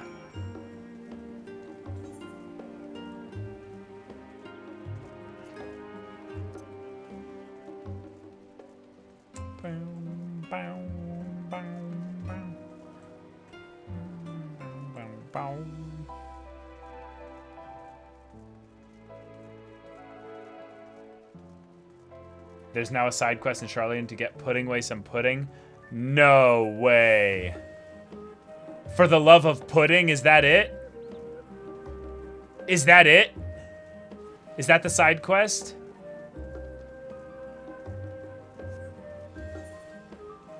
God, Lalafell are terrifying sometimes with the way they jump.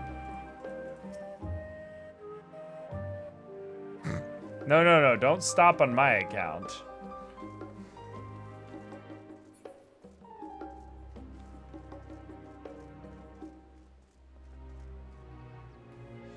Should we do this side quest now? Because I'm now really wanting to do it. For the love of pudding. This is actually a level 80 synced quest. I could actually use this for XP for like a job that I'm leveling, like Reaper or Sage. Yeah, we'll save this for later.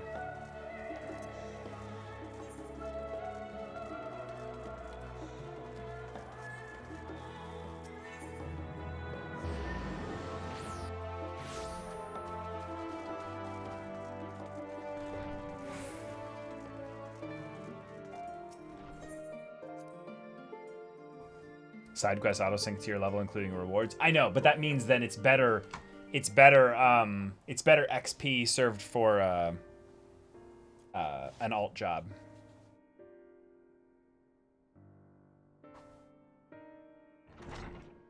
Okay.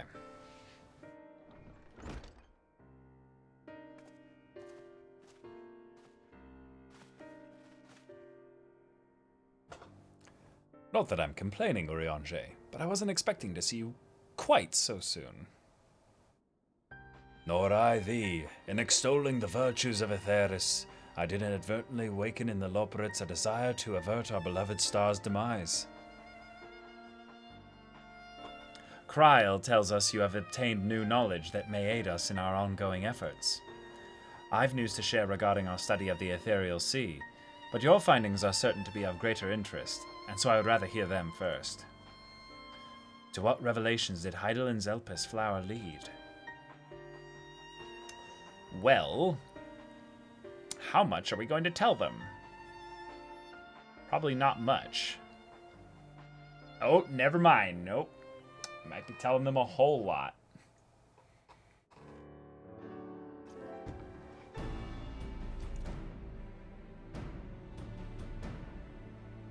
Then this dynamis is what drives the final days. If it and Akasha are one and the same, this all but proves Nidhana's theory. We're an entity through sheer force of emotion to channel this vast dormant reservoir into a raging river. Its power might surpass even that of ether. But if our star is so replete with ether, said entity would need to be outside its influence to effectively manipulate the dynamis of the greater expanse. Well, it is. Now. Meteon. Or rather, the sorrow and suffering of fallen civilizations that she has been hoarding for millennia. Untold anguish and fear and hatred, drawn from every corner of the universe, all for a single purpose, the destruction of Aetheris. Then our foe is no longer some unknowable calamity. We have but one aim, to defeat Meteon. You make it sound so simple, but you're not wrong. Vanquish Meteon and we deliver the world from the final days. But to even attempt it, there are two conditions. First, we must determine her location. And before Meteon escaped, an enchantment was placed upon her by Vanar, the woman who would become Heidelin. The implication of temporal magics are not entirely understood, and so we cannot assume that our Heidelin and the Vanar you met in Elpis are one and the same. Nevertheless, due to her intrinsic qualities as an all-powerful being, I'd wager that Heidelin possesses the knowledge we seek. Okay. Whether she would share that knowledge with us, however, remains to be seen. After all, she intends for us to flee Aetheris, not to stay. Do you suppose she has abandoned her pursuit of Meteon? I think it's more that I think it's more that Vana is not, or Hydaelyn is not actually strong enough to do this. It needs to be a being that has some control over Dynamis, which means, you know, us, basically.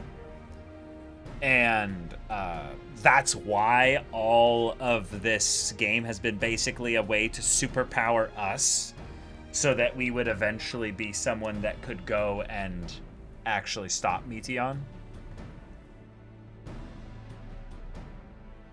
The Vana I knew would never give up. That's my impression, too. Otherwise, she wouldn't have used me as a conduit for her will, or provided clues such as the Elpis flower. I believe she has been waiting for mankind's answer to Hermes' question. Yep, we need to prove ourselves in that regard. So, what's the second condition? We must find a means to reach Meteon. Naturally, our chosen method will depend entirely upon wheresoever she has made her nest.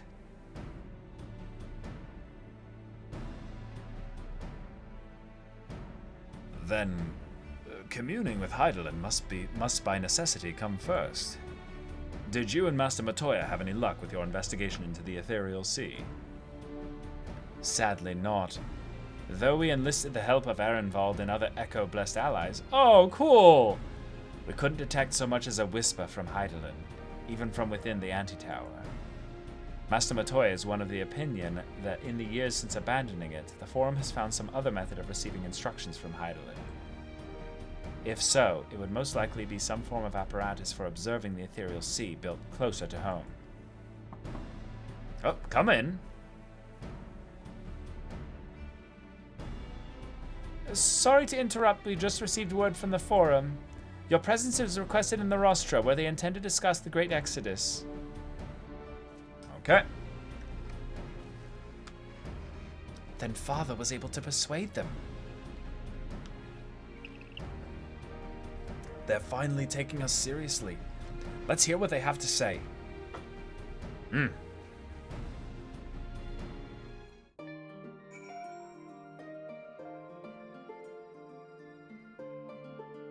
Alright, let's talk with everybody. 'Twas Hydaelyn's commandment that in the event Zodiac should perish, the Loperites were to deliver the people of Aetheris from harm. Though that be the limit of their duties, they possess knowledge unparalleled of the great expanse and the means of its traversal. Should they be persuaded to assist in our efforts to reach Meteon, we would do well to heed their counsel. That's a good point. We could yeet the moon towards, Meteon. That could be pretty interesting. However, I don't know if we'd be able to protect the moon. At first, I wasn't sure what to make of Hermes as in his motives. But it's like we discussed at the Great Work. When faced with the harsh realities of life, some seek the release of death. Others grow defiant. They fight. Either way, it is our right to choose.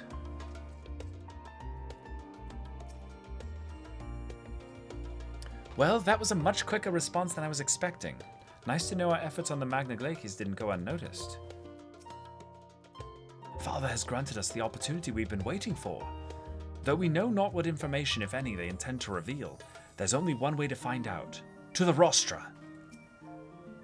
I hope you don't mind me. No, I'm just kidding. I hope you don't mind me staying behind you while you attend your big meeting. The rostra reminds me a bit too much of the supremely scary tribunal in Ishgard. You'll forgive me if I keep my distance. Oh, Tataru. Going back to Heaven's Ward. After you left for Garlemald, I went to Labyrinthos and tried to reach Hydaelyn using the Elpis flowers.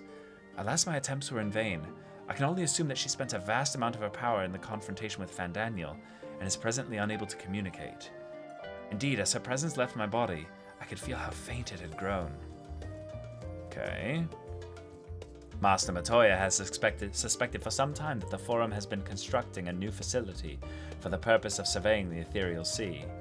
Of course, as the custodian of the Antitower, which would presumably be rendered obsolete as a result, she has a few things to say about that. Nothing that should be repeated in polite company, you understand. Yes, definitely. Saving best boy for last. After sending Graha and Estinian back to Garlemald, I stayed in Locus Amenus for a time. Being an imperial province, it was already in turmoil before the onset of the final days. You wouldn't believe the difficulties we had overseeing the evacuation of the villages we visited. I have faith the detachment we left behind will continue our work and shepherd the people to safety. To what safety can be found in a world coming to an end? Our best boy, what do you guys say? To think the Crystal Tower of the First is capable of such feats as sending one's soul into the distant past. The events you witnessed and helped shape may yet hold the key to forestalling the final days. Yup. I'm reminded of dear friends in a future I unmade, whose selfless efforts saw the 8th Umbral Calamity averted. In this timeline, at least. Too much has been sacrificed for us to abandon Atheris now. Yeah, that's true. Yeah, Graha has still, like, a really crazy, unique perspective on this whole thing. Ooh. Hey, Shai Saphira. Yeah, you have so much potentially to get into if you end up actually, like, getting interested in this game, because holy crap, there's so much here, like, absolutely. Hold on. Let's see if this is my login here. I can give you a recruit a friend code if you want to check out this game. I highly recommend checking out FF14. Like,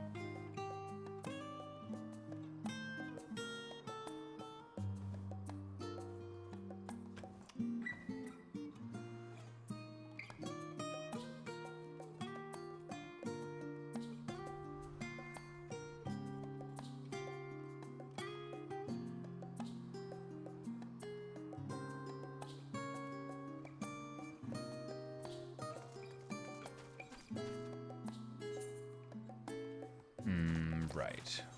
Go there,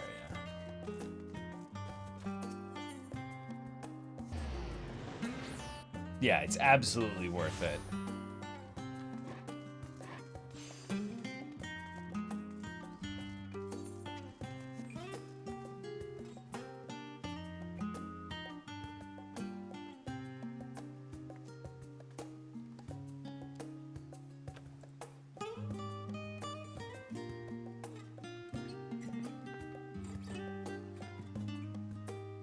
Yeah, Shai Saphira, if you want to check out this game, which I highly recommend, here's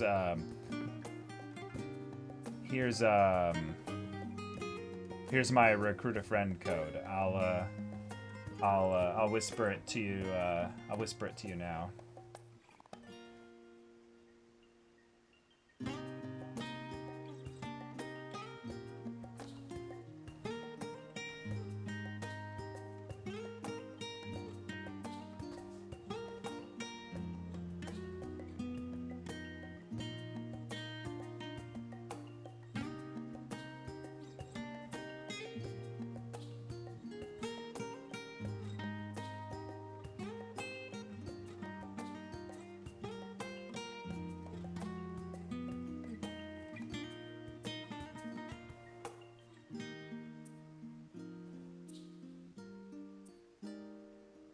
Oh, that's perfect. Thank you, Ikvidlin, for the best trio clip. I just saw it here. Yes, this is perfect.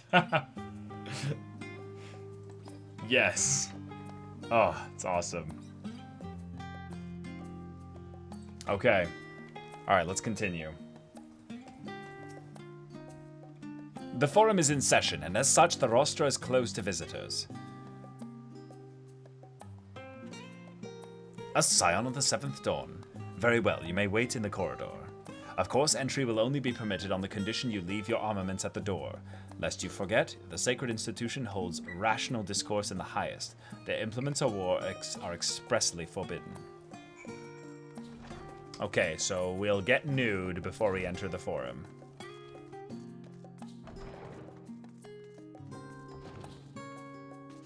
Proceeds to completely ignore everything that they said and just walks straight through here with big weapons out.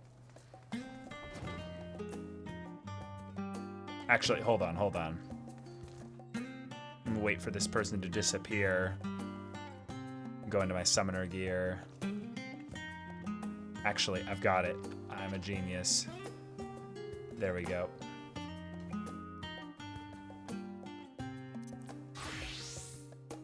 Nice.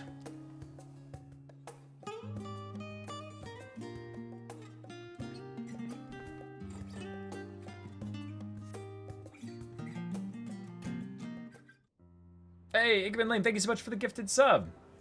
Appreciate it. Hey.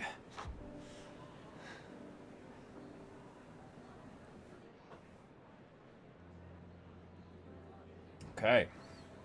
This will be a big, big conversation.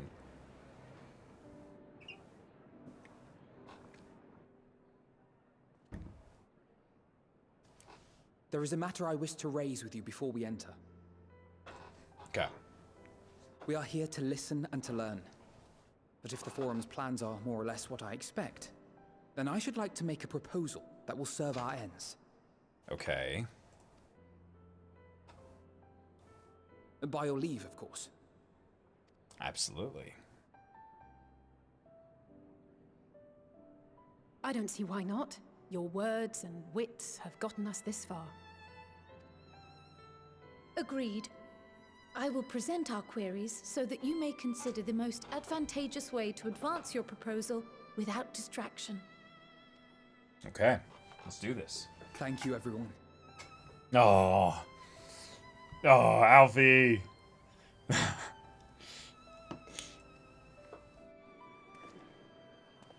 If I may have your attention, the ad hoc session will now commence. The purpose of today's assembly is to brief the Scions of the Seventh Dawn, at their request, on the Great Exodus. You may enter.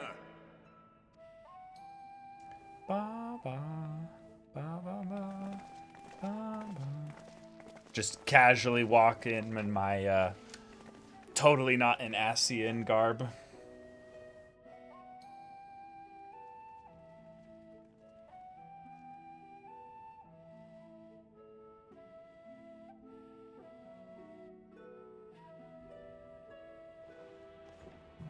On behalf of the Forum, I commend your heroic actions on the Magna Glaciers. We shall not soon forget your service to us and the people of Radzadhan. The Satrap, whom we have informed of the refugees' new arrangements, sings your praises as well. As an expression of our gratitude, we will endeavor to answer your questions as fully and openly as we are able. Then let us begin. Okay. It is the Forum's objective to ferry the life and knowledge of this star to the moon. Am I correct? Mm-hmm. You are. It is for this purpose that Sharlayan has labored these many long years. We have collected biological samples and scientific records from across the star. When the time comes, they will be moved from their places in Labyrinthos and Numenon and conveyed to safety. Yep, that tracks, that tracks. Once that critical task has been accomplished, we will begin transporting the Sharlayan citizenry, which has been categorized into groups. The earliest arrivals are to ensure hospitable environs for those who come after. Following our people, we will send those of other nations in turn, beginning with our allies. Right. Radzadhan was foremost among these. But since the final days have already come to Thavnair, we saw fit to include the refugees with earlier groupings. An ambitious plan. You have accounted for the safety of all nations and tribes, then? Numbers? As many as we can. Yep, that was the awkward part. I was waiting for this. The idea that they cannot actually determine the, like with a census of some kind for every single person on the planet. Therefore, it's more just like, we we just want to make sure we can get as big a number as possible, and my guess is we're going to be leaving a lot of people behind. And how, pray tell, do you decide who to leave behind? Well, they already said it. Charlian first, then their allies next, and then everybody else. To journey beyond the sky is an unprecedented and immeasurably difficult endeavor. Introducing sources of inevitable conflict would condemn all to certain death. Yeah. Questions as to the validity of that approach aside. Right. Are your plans proceeding apace? We're under the impression that your primary means of celestial transportation is incomplete. Yeah, we need to help expedite this so we can start making trips, just in case.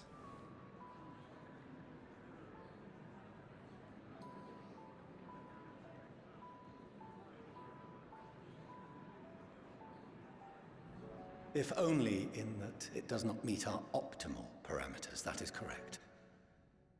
Okay. This is going to come down to math then. How quickly can you get to the moon, disembark everyone, come back? Give me that in a measure of time. This arc, as some have taken to calling it, is fully operational and could be launched even today. However, the final days have progressed more quickly than we anticipated. Yeah. At present, the ship is incapable of attaining speeds sufficient to meet our evacuation targets. Oh no, that's a big problem, yeah. Oh no. He could be either talking about, like, actually escaping the gravitational pull of the planet, or, like, should we put the vessel into service, as it is now, we will be unable to travel to the moon and back quickly enough to complete the necessary number of trips. Precious lives and knowledge will be lost.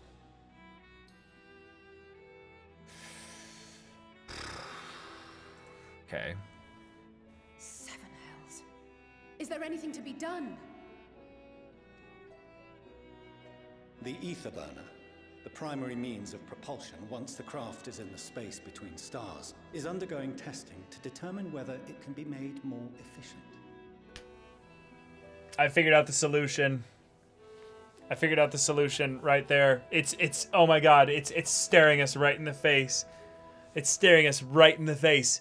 Why would you use an ether burner when you're in space? You should have a device for burning ether when you're in the planet's, like, you know, sphere. But once you're outside there, we need a dynamis burner.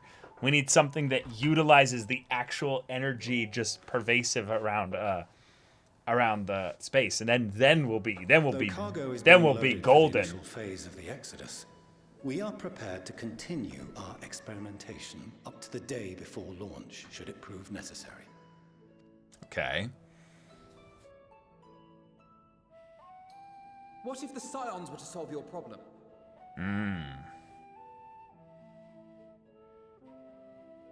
We shall help devise a means to improve the ether burner's efficiency, on 2 conditions. Yep. If we succeed, you must allow us to meet with Hydaelyn. Ooh. 'Twas simple enough to deduce. You have a Concord, and so you would never have abandoned the anti-tower had you no other means of communication. One far more convenient, I suspect.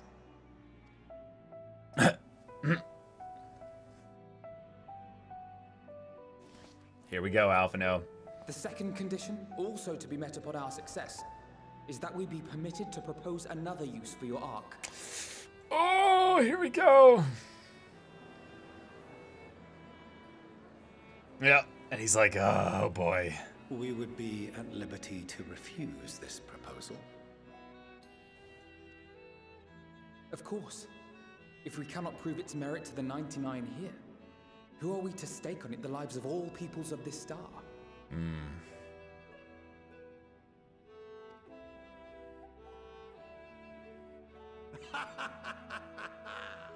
Delightful as always, Master Alfino.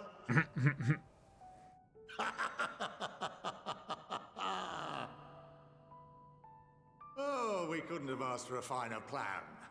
Allow us to solve this complex engineering problem of which we were entirely unaware until moments ago. What could possibly go wrong? The satire writes itself.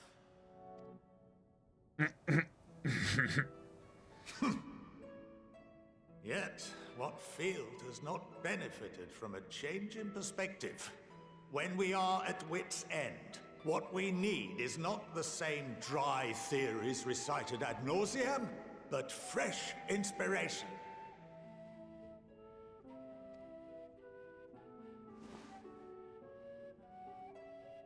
I, for one, have faith in my erstwhile students to provide it, and I find their terms to be perfectly acceptable.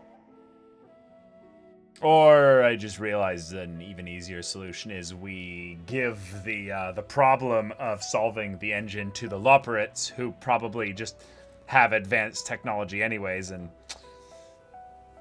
you know, there we go. Order! Order! We have no time to waste on debate. I call a vote. What do we power it with? A Moogle burner? Ooh, I think you're onto something there. All in favor of agreeing to the Scion's terms?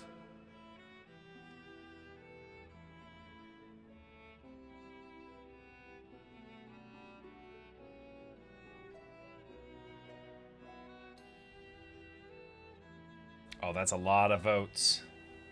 Yep. Yep.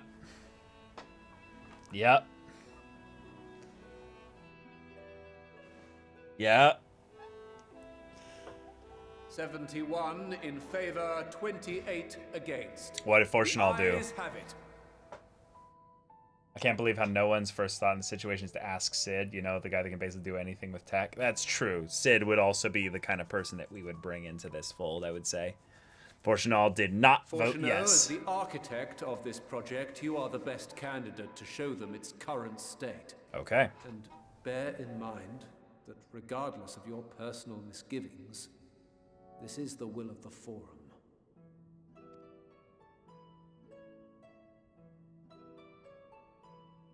Very well.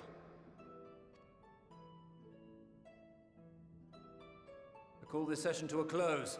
Return to your tasks with urgency. The final days wait for none.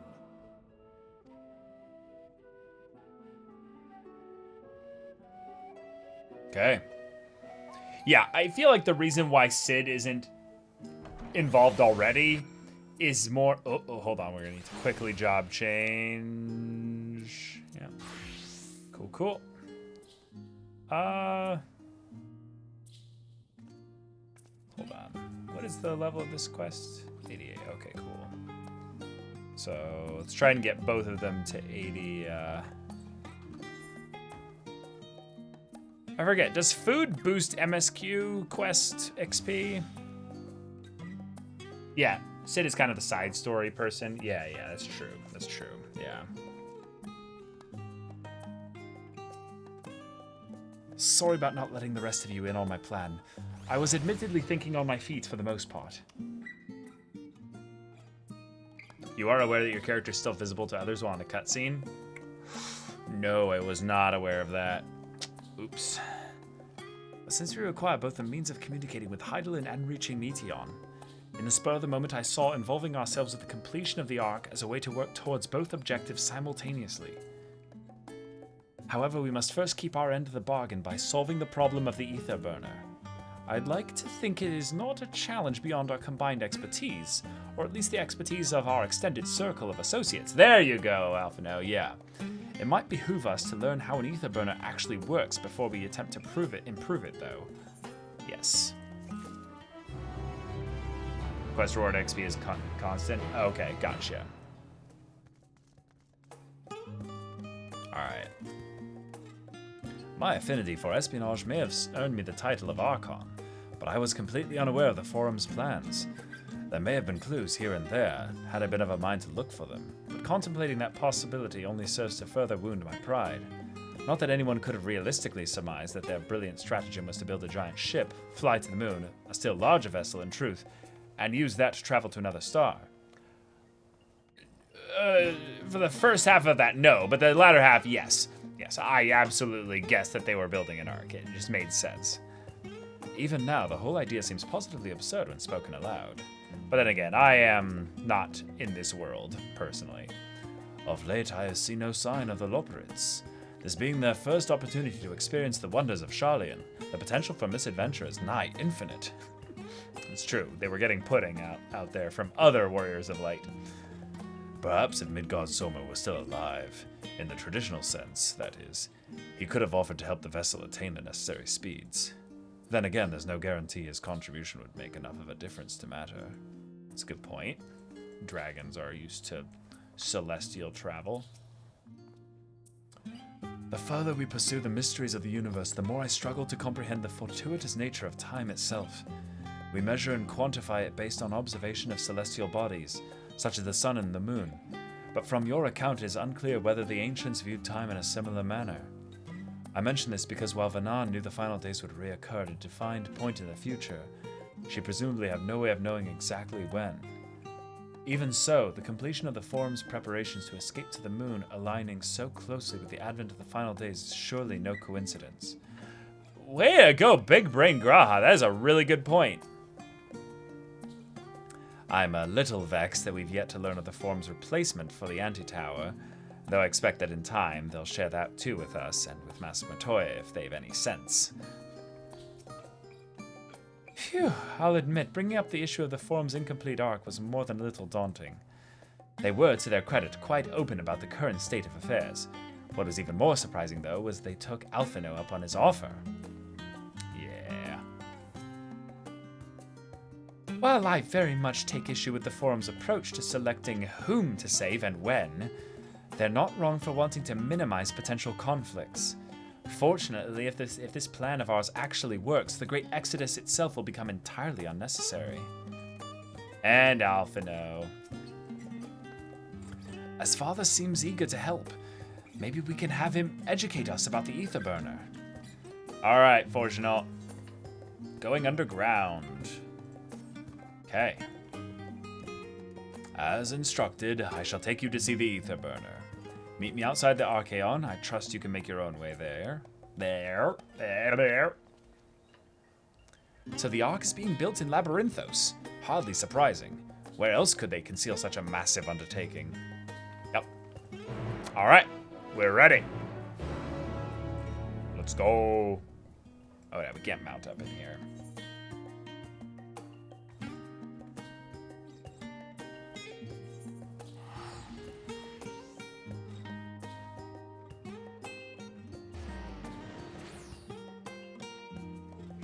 No, we have not, King Bardo G.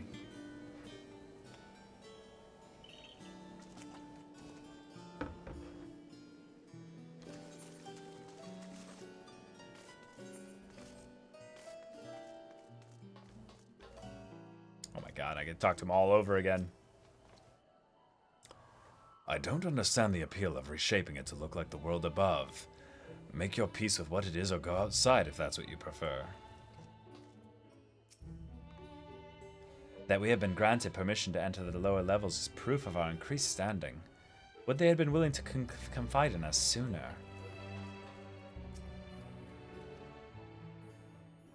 Among the many and varied documents sent to the moon, I did chance upon several inventories made in the Archaeon.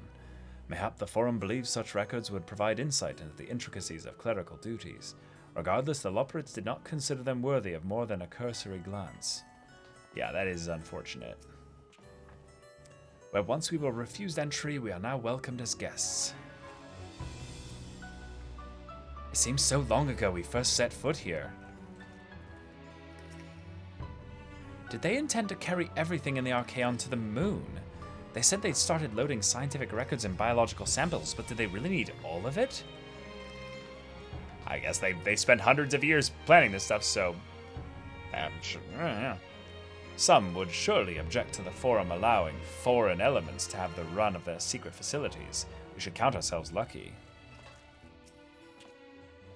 It has been many moons since I last visited Labyrinthos. As vast as the archives were back then, they've only continued to grow in the days since. Okay. Our destination lies in the lower levels. The Forum in its wisdom has granted you access to the Archaeon's lift. Step inside and have Opheline take you to the medial circuit. Alright. It's time to finally get flying here! Ah!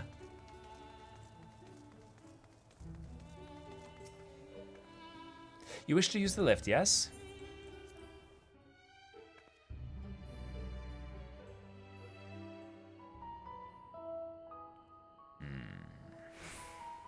Okay.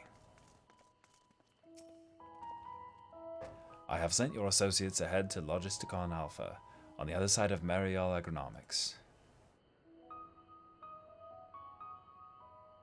Actually, there is something I have been meaning to... No, never mind. It can wait. Let us attend to the matter at hand. Alright, let's get those Aether Currents, baby.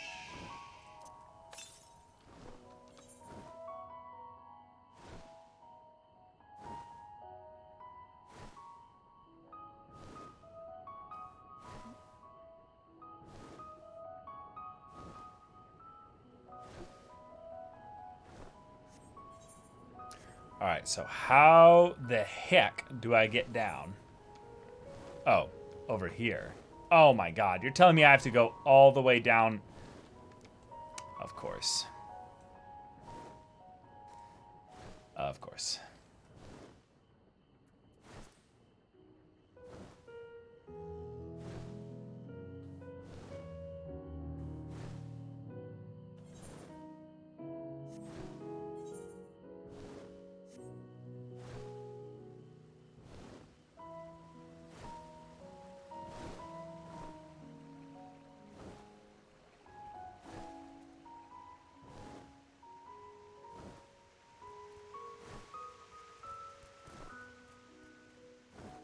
Yeah, that's true, Ickbins. Yep.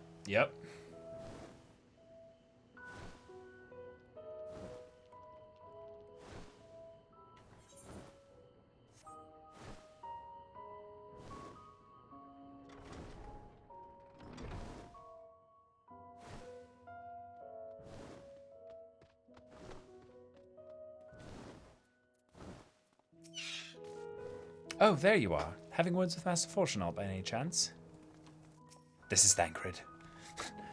Knowing the Forum, even the people working down here are probably kept in the dark about the true purpose of this place. On our journey here, I was filled with an inexplicable sense of elation to see vegetables other than carrots being cultivated. Why, it near brought a tear to my eye. Urianger, you were on the moon for like a few days. Chill, bro. Chill. I wonder what this place is actually for. The further underground we go, the more surprises we find. The fields we passed along the way brought back memories of grapes whose lives were lost. Of Ferndale. Unfortunately, we were never blessed with such abundant crops. We must be close to the central circuit, which is where Charleon's greatest secrets are held, if the tomes I perused told the whole story.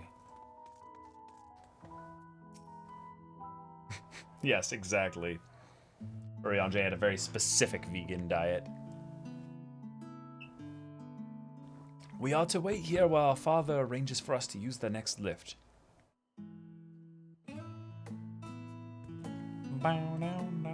Here being Logisticon Alpha, where the atmospheric conditions of Labyrinthos are regulated.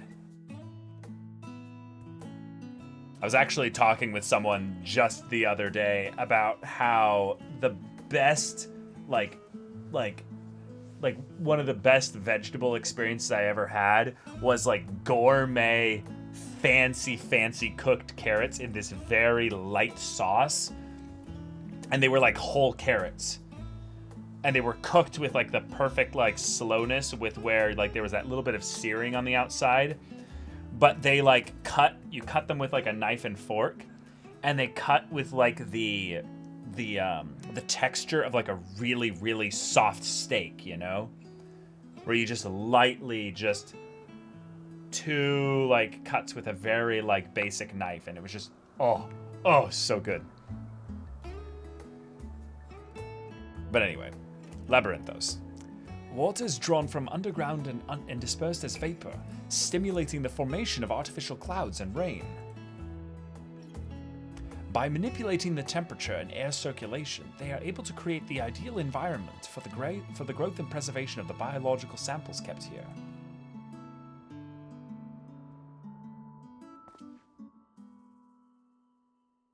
Hold on, how do you know so much about it? Why, Father brought me here as a child. What? And left me behind? Actually, you're the one who left me behind when you went off somewhere with Grandfather. The night before, I'd been asking Father how clouds are made, so he decided to show me. It was fascinating. I peppered him with questions the entire time. It's all too easy to take for granted the many interweaving aspects of the natural world, to grow inured to the wondrous. But having gained an understanding of the complex mechanisms employed by the Loporrits in recreating a similar environment, I have come to view such processes in a new light. The subterranean gardens of Labyrinthos, the lunar prison forged to contain the ancient Zodiarch, the habitations built for all mankind, neath the moon's surface, each unique, yet undeniably similar. There's no mere coincidence. And all the music goes away because Daddy's here.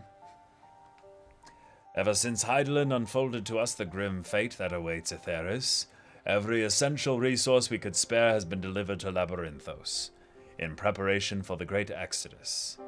But that is not all. It is also a testing ground for the technologies that will allow us to settle on distant stars. Though the Loporrits have endeavored to make the moon inhabitable, that is not our final destination. Yow! Mankind must learn to propagate life where there is none, to thrive where all is barren. Yeah, that'll take a long time. And yep, alas, time is not on our side. I have arranged for you all to enter the Central Circuit. It is there that most of our preparations for the Great Exodus are carried out, the construction of the Ark among them. Though our plans have been made public, access remains highly restricted. You, however, will not be subject to said restrictions, and will have free reign to come and go as you please. Such was the will of the Forum, after all. We will prove ourselves worthy of their trust. Your trust.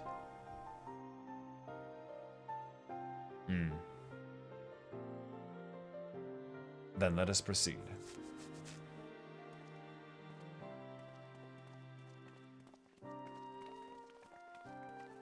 So that's why he's the favorite. Yup.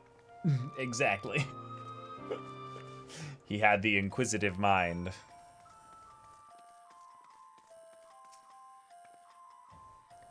By decree of the Forum, the Scions of the Seventh Dawn are permitted to enter the Central Circuit.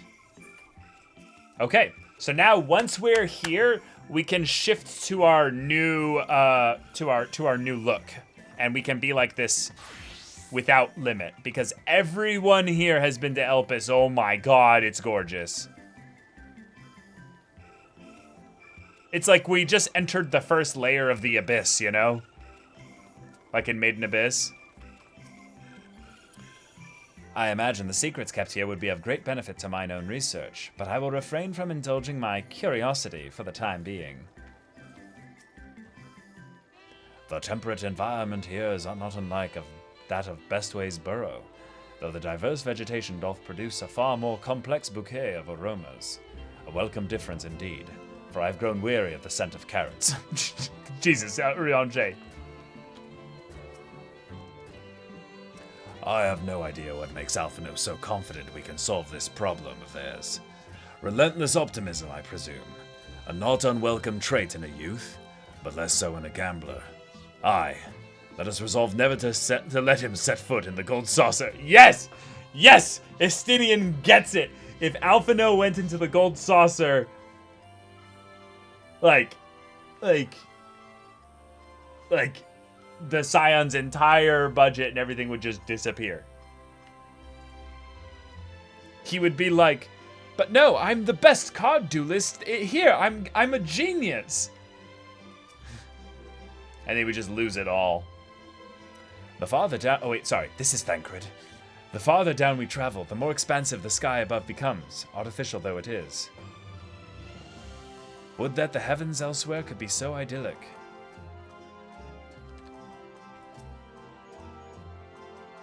Please tell me we're almost there. Or is there another underground level we have to reach?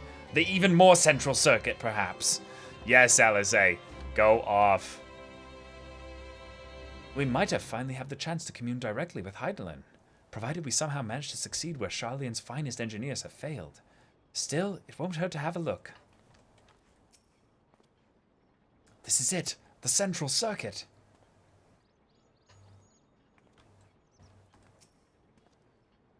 The sooner we can get to look at this aether burner of theirs, the sooner we can start working out how to improve it. Okay. The ether burner is being constructed not far from here. Overseeing the work is Kokul Dunkel, after whom the forge is named. Once the necessary introductions have been made, I shall leave you with him to discuss the particulars. This way. All right. It's time to explore! Now we get the ether currents. Northwest. Yes, the end of the world and all, but fucking ether currents, yo!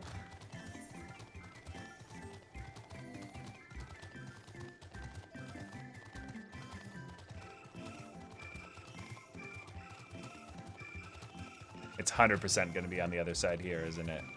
Yep. Ha ha ha ha.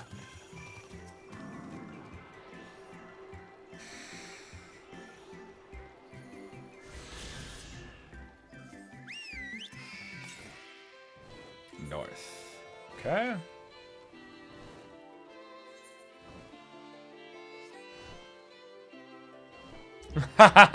Queequeg, oh my god.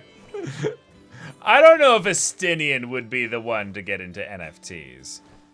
Which of the Scions would be the most likely to get caught in the NFT trap? I think it would be Alphino, actually. Thancred. Just reveal which Scion you have the least respect for. That's the one that it's probably going to be. So, Thancred is trying to explain NFTs to Y'shtola, and she's just rolling her eyes and just looking over at everyone else just being like, please, someone, save me.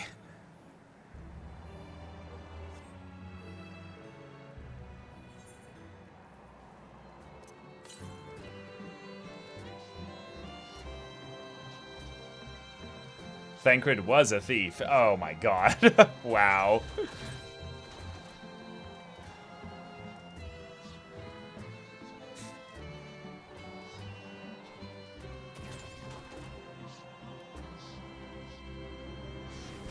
Oh, damn it.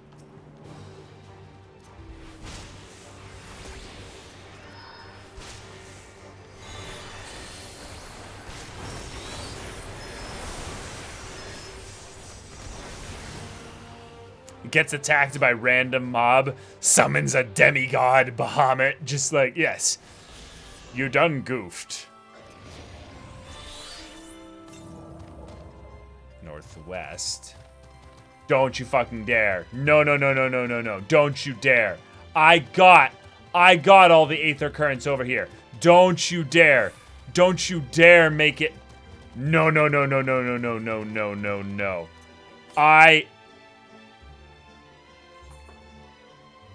Okay, it has to be up there then. There's no way. There's actually no way.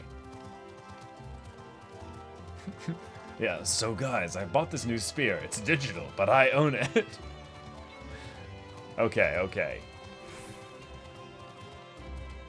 There's no way. There's no way.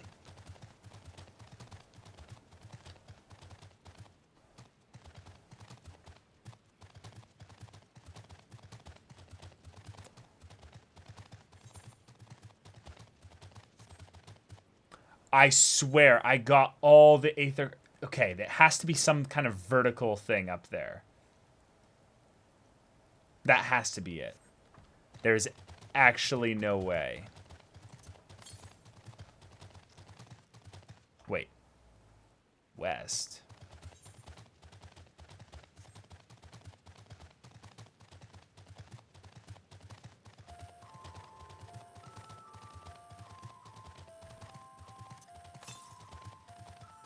North.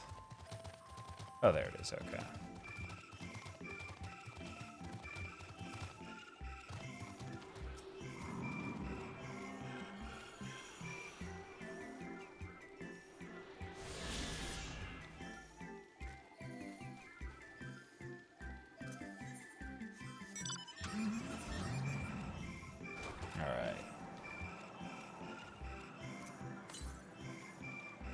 So that's the one that's somewhere up there, and we'll have to figure out that later. But for now, there are 3 others that we can get that are definitely down here.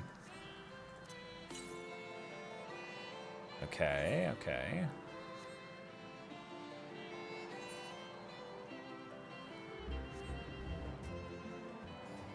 Now here's a real one, Caleb. Which of the sounds would fall for an MLM? Ooh. Ooh. ARR Alphino would fall for an MLM. ARR Alphino would fall for an MLM, 100%. He was already thinking he could change the world by himself, you know.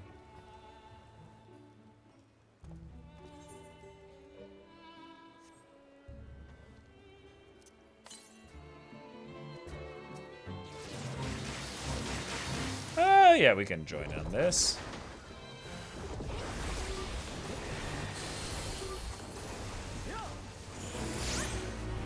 Oh. That was, barely anything, but okay.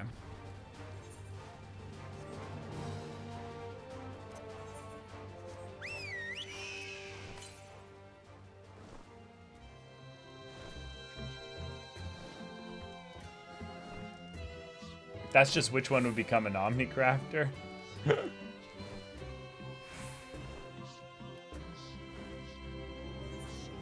Yeah. Guess.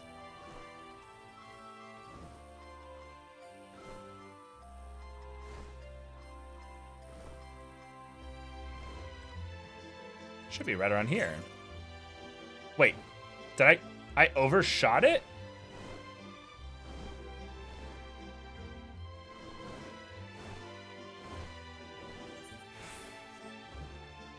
Oh.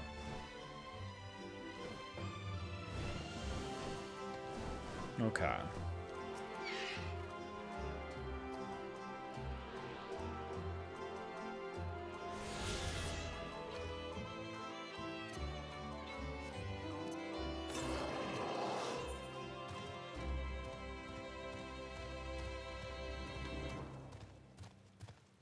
A popular streamer just got banned for streaming Avatar: The Last Airbender. Whoa. Wait, really? Which streamer?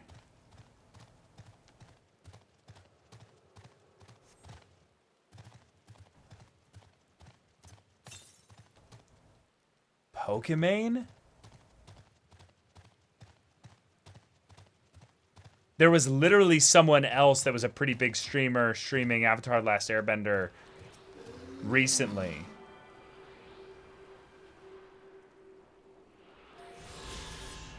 Oh my god. The thing is that I know exactly why Pokemon must have thought that'd be okay, though. There are a lot of streamers right now that are just straight up streaming anime. Like, no joke. Just full on just streaming anime.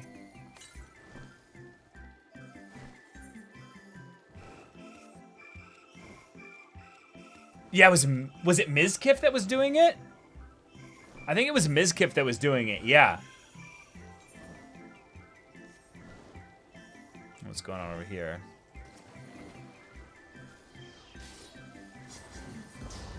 Okay.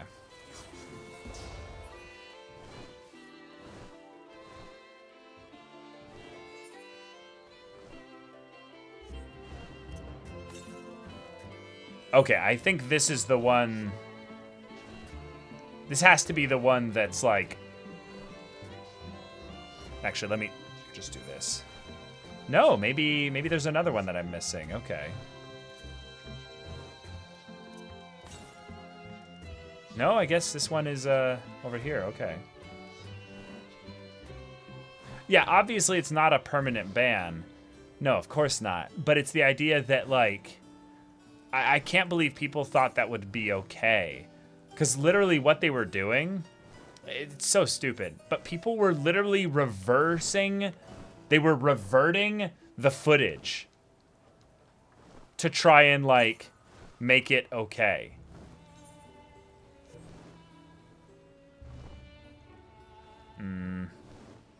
Is this somewhere over here? Over here? Is there a way on the other side? Maybe?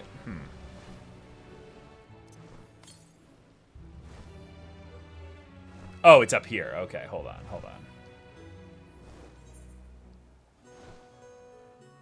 Or wait, can you even get up there?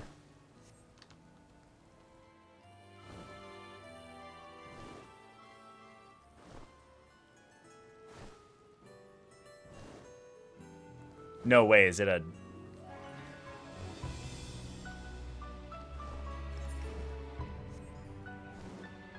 That doesn't make sense that it'd be up there. I literally already checked those spots. I guess I'll go back, but I'm pretty sure they shouldn't be up there.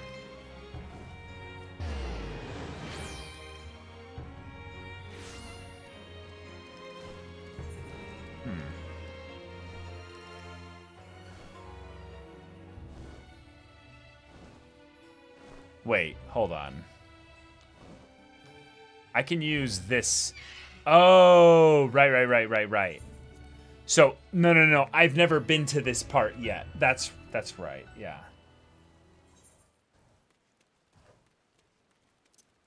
Right, I had never... Or wait, no, hadn't I been? Yeah, I had explored this area already. Yeah, that was so weird, was that it's like, oh, you, Huh. I was pretty certain I did the,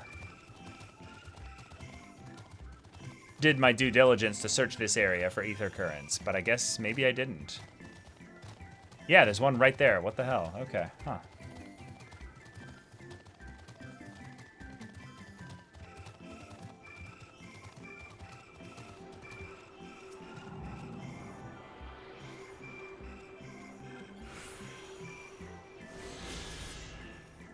Okay, so then the other one should be over here.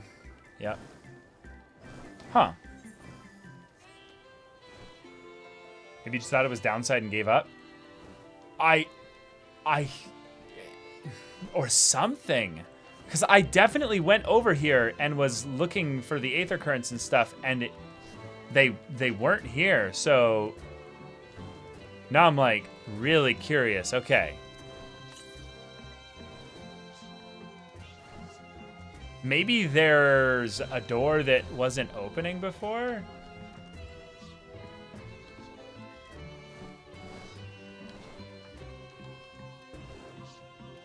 No.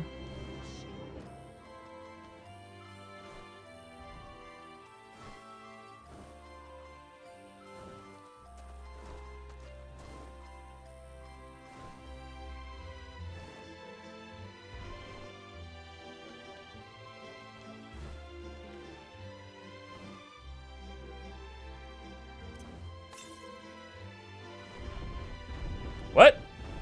Oh. Wait. Oh, okay. I see.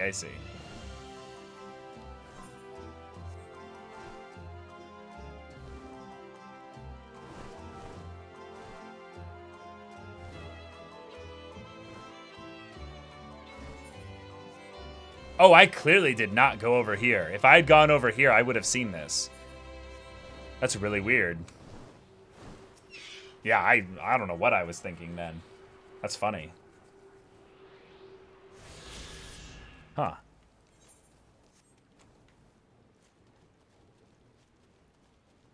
Jump! It won't let me, though. Alright. Cool. So we've got all the exploration ones. Should be good, yeah.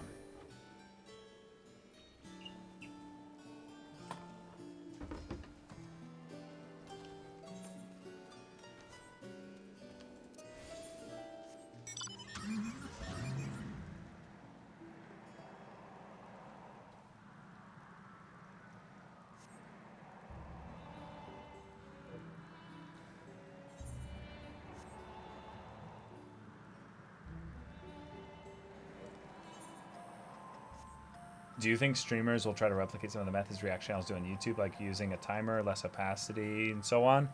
No, because I honestly think that, weird take, but I think that generally speaking, very few streamers want to go through that level of effort. And there's way easier content out there to react to if you're streaming. So, I think that most streamers have much easier and much like more effective things that they can react to. So I don't think that they will try to keep doing this. And I'm kind of glad, actually. Because I don't remember which streamer... No, it was Disguised Toast.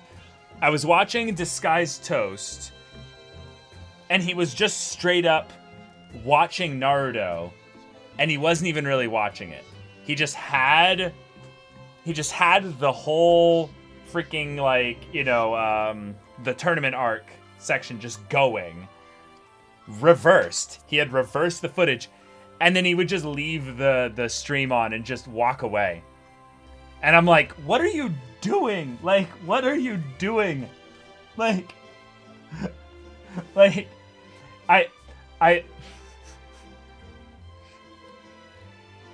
it felt extremely, like, blasé and lazy and, like,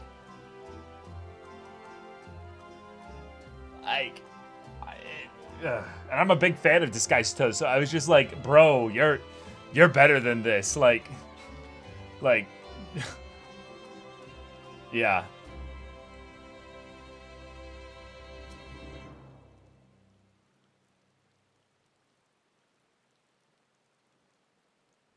Surely the forum has already petitioned the aid of the Loporits, given their familiarity with such technologies. I was expecting the Sky Steel Manufactory, but instead I find the village smithy. While many of the facilities within the central circuit seem to be visible from the upper levels, the more secretive work must be carried out behind closed doors. This is Thancred.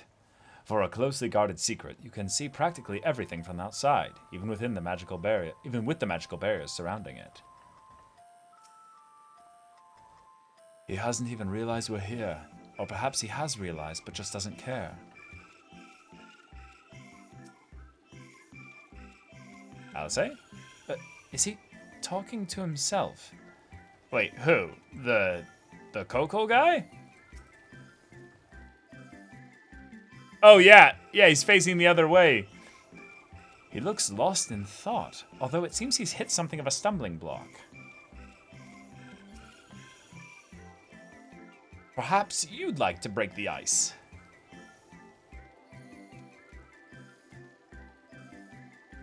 Even as part of his FC, I disapprove my stalling streamer watching Lord of the Rings. Too risky.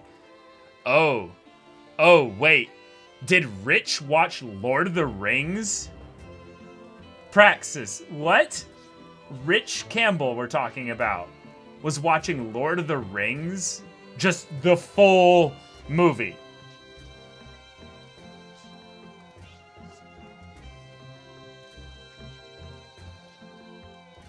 What the fuck? Why? What?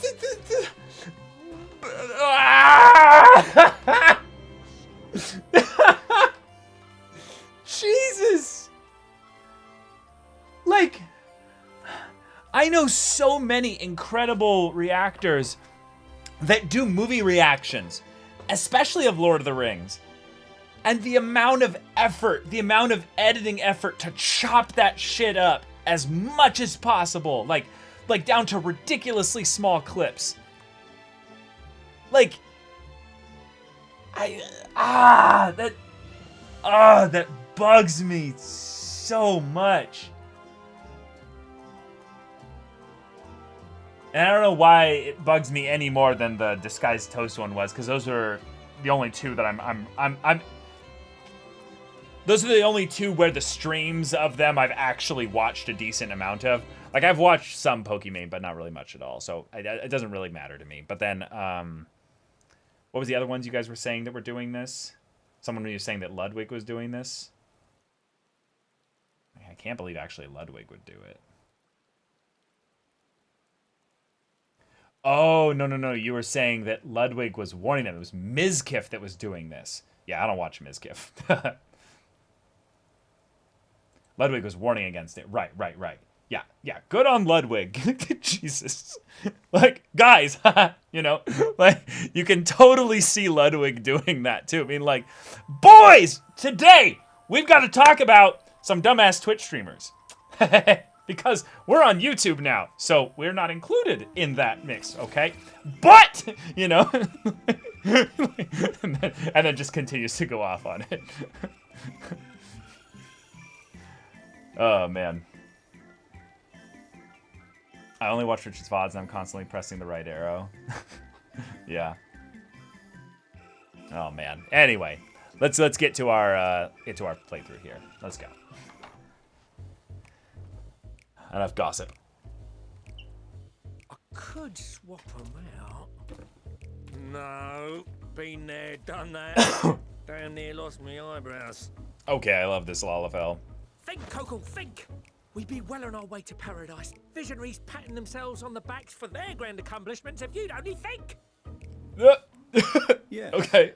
That does sound rather lovely. Yeah! I mean, Master Force, you know, what a pleasant surprise.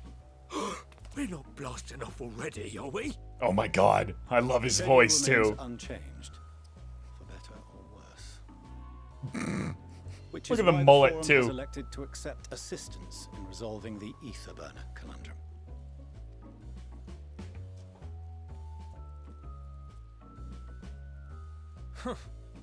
Not seen you lot down here before.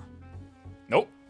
We're new. There are Archons among their number, but engineering is not their expertise. Nevertheless, the Forum concedes the slim possibility that they may have insights to offer. If not, you are at liberty to return them to the surface, by whatever means you see fit. Okay. I assure you that won't be necessary. Now, about your troubles with the Etherburner. Yeah. Aye, I'll walk you through it. Suppose I could do with a change of pace. As the name ought to tell you, the ether burner burns ether, ambient or otherwise, and transforms it into motive force. Think of it like a giant bomb that never stops exploding. See, guys, whatever this mechanism is, it already has a method for drawing upon just ether from the environment. So then it doesn't have a, like, it has its own reserve fuel, reserve fuel, elements in it. But, this is literally what I was saying they should just do with Dynamis, and they'll be solved. The whole thing will be solved. Even out in that black void where the ether's right sparse, it's strong enough to move our arc. And it probably won't kill you like an actual bomb. But it ain't perfect. It do be like that sometimes. According to my calculations, to travel to the moon and back fast enough for the forum's liking, the conversion rate needs to be 6% more efficient. It's actually quite a lot. Quite a lot. A measly 6%, you say? But if I could have squeezed even another 0.6 out of it, don't you think I'd have built it that way in the first place?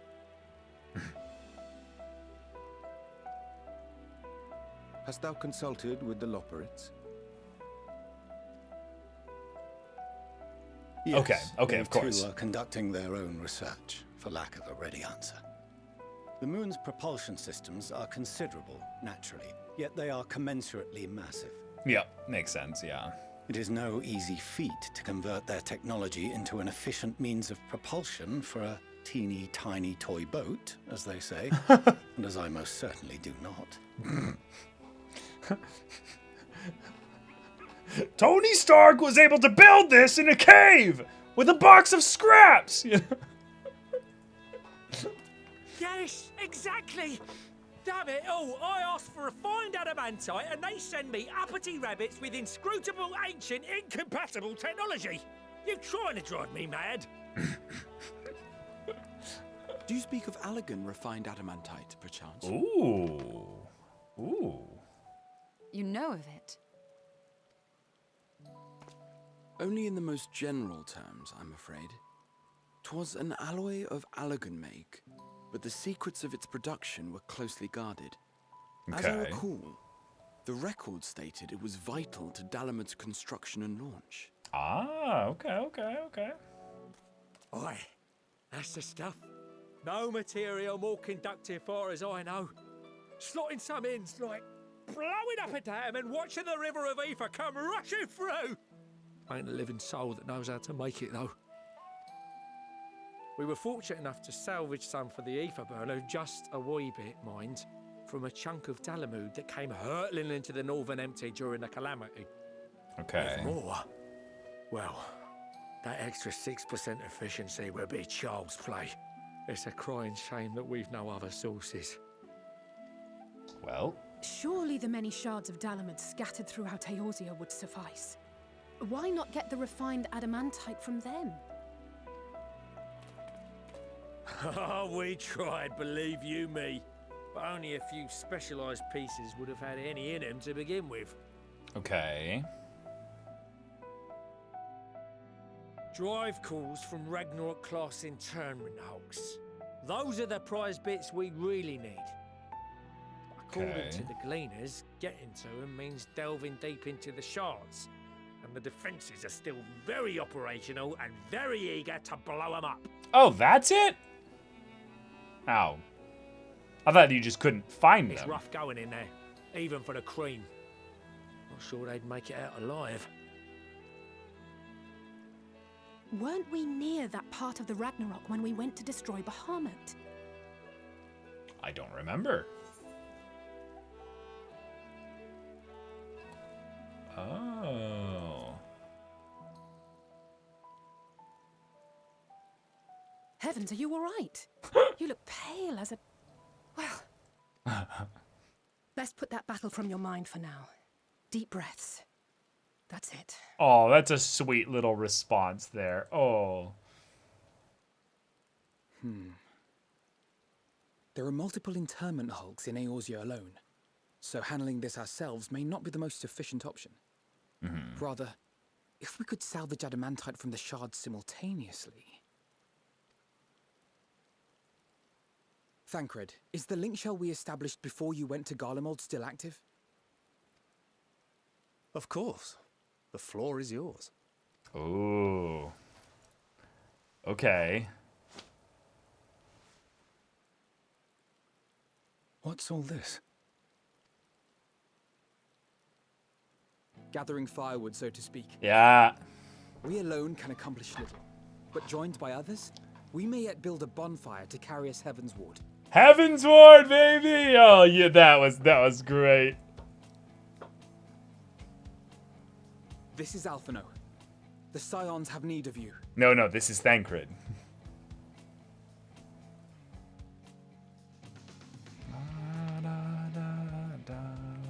Understood. I will contact the Lord Commander and dispatch our finest at once. My sisters are somewhat preoccupied with the final days, so I will lead the 12-wood expedition myself. Okay. Getting everybody Are you aware involved. of any other sources of refined adamantite?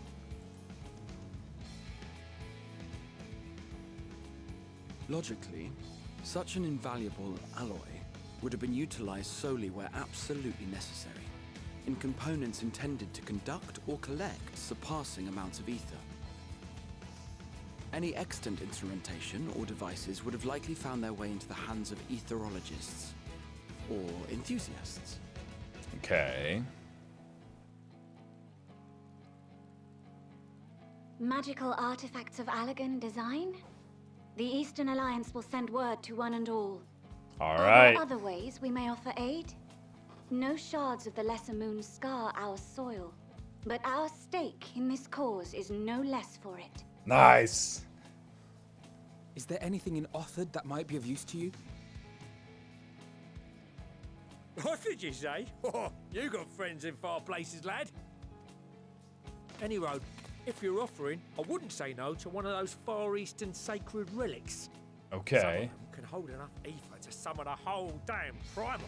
Uh. Combine a source like that with the ether burner, and 3, 2, 1, kaboom! Is that like a reference to like one of the relic weapons or something? Or is this something else that I've like forgotten about from Stormblood? From Storm's Blood.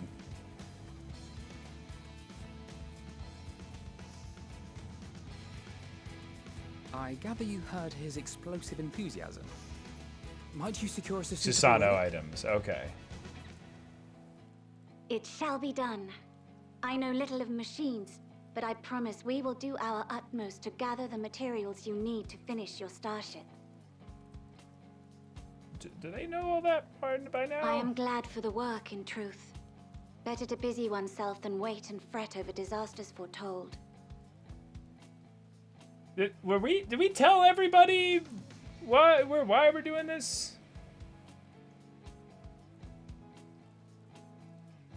Huh.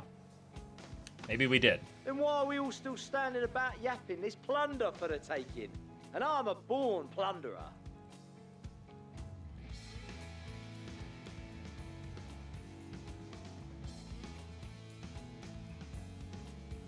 Thanks for the hydrate reminder. Yeah, Alphino's getting on his Discord server for all his allies across the world, and he's like, yep, let's go. Charlie, and before you know it, start mixing the grog.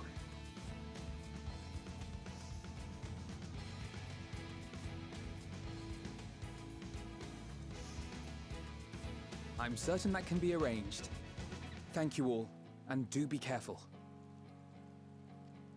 Oh, thanks for the reminder, Master Hand. Yeah. Just like that. Just like that. Aye, just like that. Our refined adamantite is on its way. Imagine. Now let us consider our next steps, shall we? There's yet much to be done.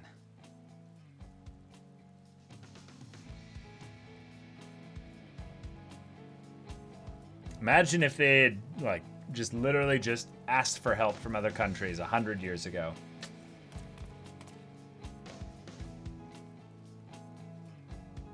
Yeah. Yeah, exactly, Fortunal. Yep. Yep.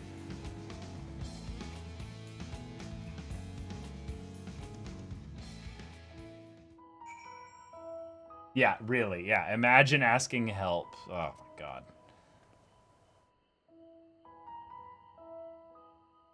Like, the kind of thing where... like, you understand why it's such a big deal to them that it be kept secret. But all you'd have to do is just be like, it is urgent. It is urgent. I can't say why, but it is urgent that you give this to us. We'll pay you. We'll do whatever we can. And, yep. But, nope, guess not. It's times like these will remind of how famous or infamous Alphino has become. Who'd have thought he could achieve so much with a single link pearl conversation? As we're expecting rather a lot of visitors in the near future, I'd best return to the surface and inform the relevant parties. Oh, someone just had the whale and just flew over. I also have a contact of my own that might be worth a try. Oh, and who might that be?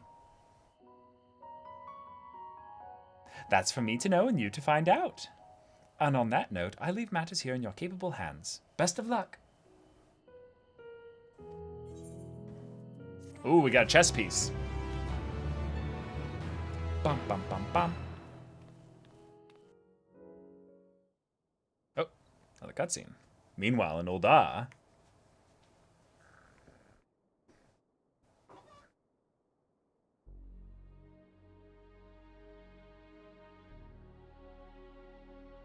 Hey, Pippin!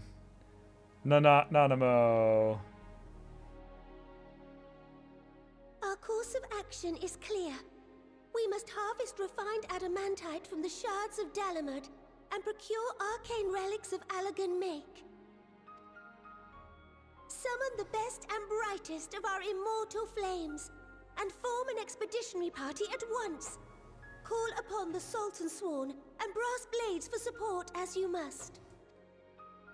Papashan, send word to the guilds. Papashan. We will require the expertise of master artisans if we are to have any hope of identifying and recovering these elusive materials. That's all you, master crafters. Thiergeist, we have need of your stone torches. They are to assist the immortal flames in scouring the ruins and to help secure the surrounding areas. I trust I can count on your support. As commander of the Stone Torches, my son Zimberk will personally see it done. All right. All right. Pippin, I would have you lead the raiding party. Mm-hmm. Assemble your finest, and with Tizona's blade, clear the way. Hell yeah. Lord Lolorito, I pray you take charge of the search for Allagan relics. Surely you know of some being traded on open or clandestine markets, or sleeping in collectors' vaults. Of course, I ask not that you do this out of the kindness of your heart. By all means, profit on the transactions. I wish you the joy of it. The final days descend upon our world. If circumstances are truly as dire as they say, Ul'dah's best efforts may be for naught. And yet, when we Eorzeans rose from the ashes to rebuild our broken realm, did we not learn one simple truth?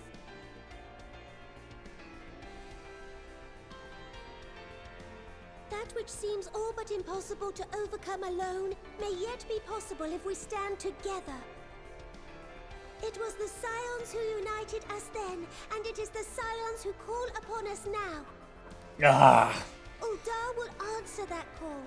We will summon our courage and join the fight for our world's future. You know your duties. I, Nanamo Ul'Namo, 17th in the line of Ul, bid you good luck and Godspeed. All right. Shinzo Sasageo. Hey, One Gamer, thank you so much for the 21 months. Happy 1 week anniversary to 2022, Caleb. If Final Fantasy 16 comes to Steam, would you seriously consider adding that to your queue with higher priority over other single-player FFs? I don't know. Depends. Depends on reviews and depends on just general look of the game and all that. But we'll see. We'll see.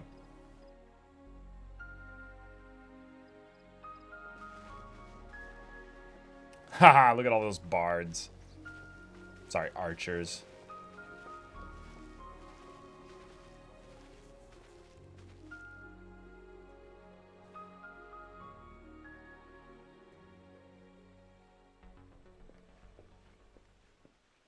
We fielded a goodly number, but our ranks are heavy with healers. Ha! And an abundance of restorative magics will be of little help in destroying Dalamud's defenses. Is it just me, or are things like this, are things like this just little moments of comedy in their writing, where they're basically like, ah, yes, the 12's Wood supplied plenty of those that are willing to help, but we just have a bunch of fucking white mages. What are we supposed to do with a bunch of white mages? Like, All the good classes are in Limsa, Liminsa, and Ul'dah. Like, what do we get? Like, Dragoon? Ha! White Mage? I think maybe Archer?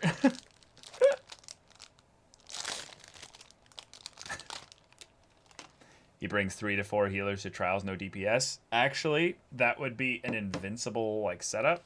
Because, you know, there's no, like, rage timer on, you know, like, some of the easier stuff.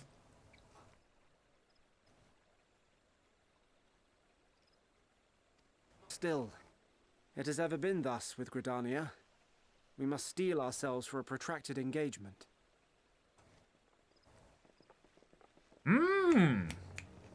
Please. In that case, might I suggest taking us along? You got a monk at least.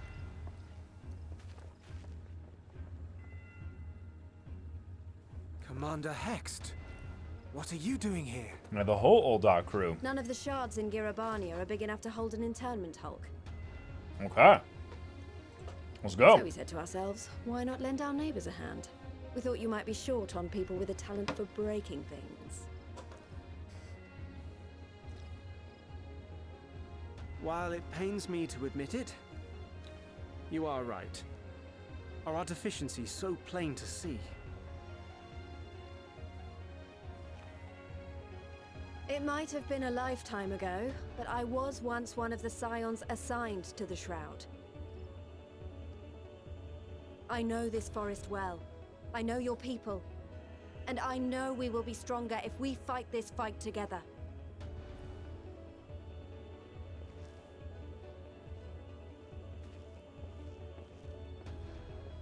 Then I will impose upon you with a clear conscience.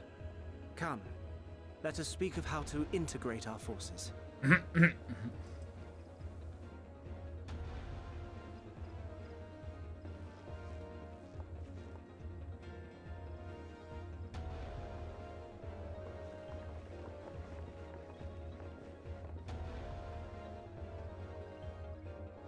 I won't let it all be for nothing.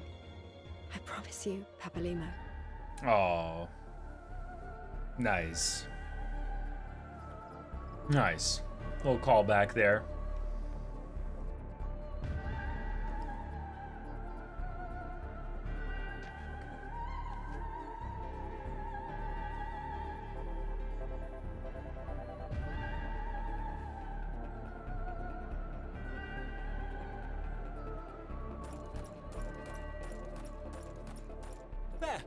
There you are.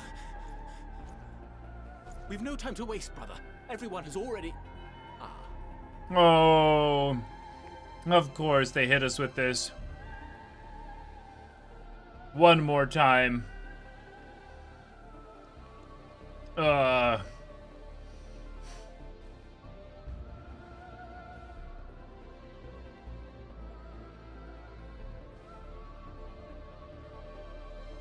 Just a moment of silence. Hraesvelgr?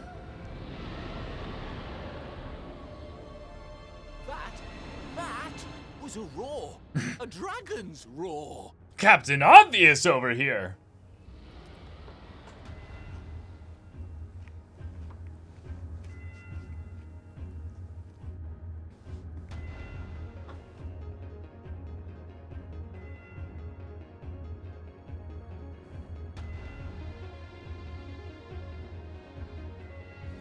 Wow. And so, in summation, the Eastern Alliance, as well as the Honorable Lord Lolorito himself, reached out to me for assistance in procuring these treasures of the divine, and I, in turn, do beseech the Confederacy for aid. Fucking Hancock, man. It's been a hot minute since we've seen Hancock. Holy shit. Also the Confederacy, yeah. Wow. Hey! Hey! Our Ninja Turtle! Is that? Yes, it is. Hancock? What a surprise this is. Soraban! And a fortuitous one at that. I have a favor to ask, you see.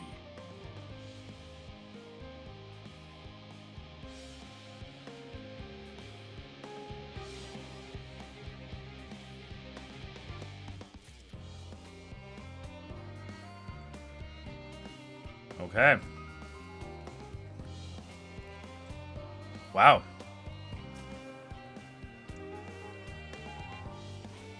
I'm confident that even the deadliest of Allagan defense mechanisms are no match for our allies.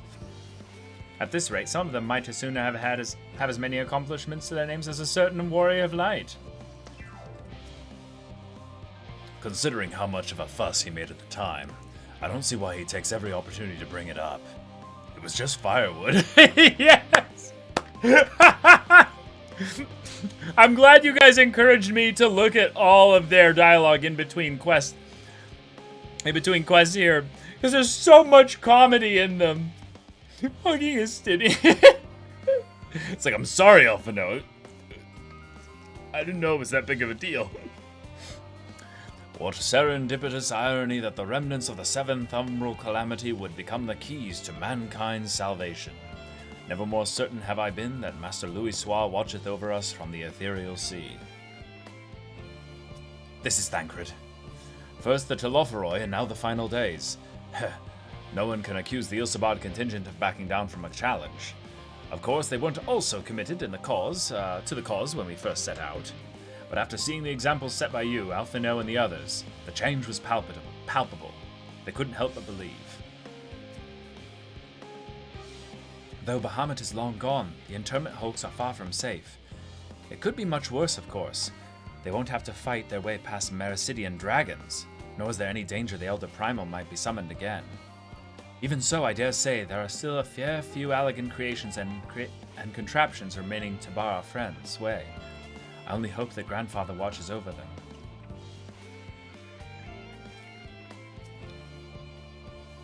I appreciate you doing all this, but I ain't getting my hopes up just yet.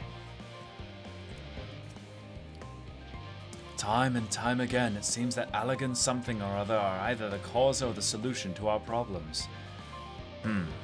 To think the self-same materials that once launched Dalamud will now be used to help ferry mankind to the moon. There's a poetry in that. Okay. Sorry, Carby, I don't know if you have anything to say, but I clicked on you regardless.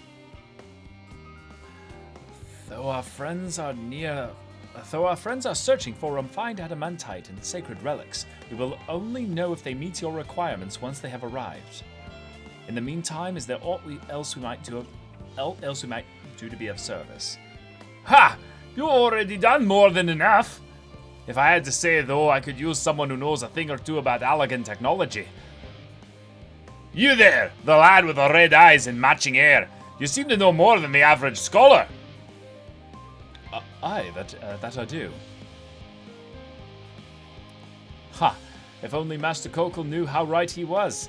While he and Graha establish a rapport, why don't we help with the preparations for the Great Exodus? Indeed, this would mean going above and beyond the terms of our arrangement, but I propose this not to curry favor. As confident as I am that we will succeed, we must be ready for every eventuality. This would also be an opportunity to familiarize ourselves with the logistics of traversing the great expanse. And if nothing else, it beats twiddling our thumbs while we wait for the adamantite. Okay, let's go.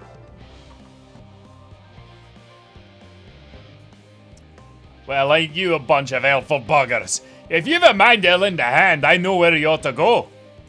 Charlie and Hamlet is lousy with researchers and scholarly types busying themselves preparing for the Exodus. Bah! That lot need all the help they can get.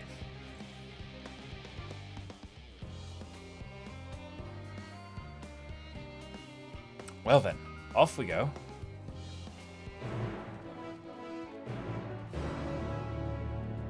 Okay.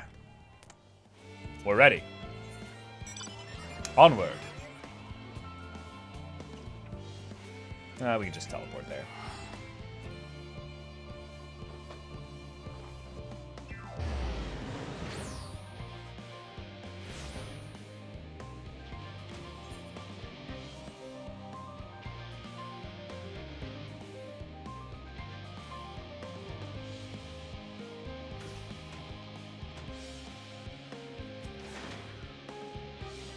I don't mind a bit of heavy lifting, but I draw the line at paperwork. So much as wave a sheaf of documents at me and I'll put my lance through it. Good man. Do my senses deceive me? In the shadow of yon corner?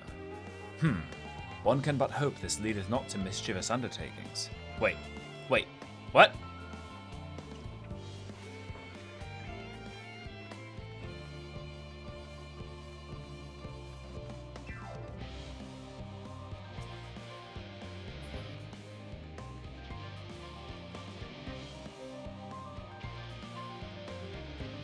Urianger, what are you...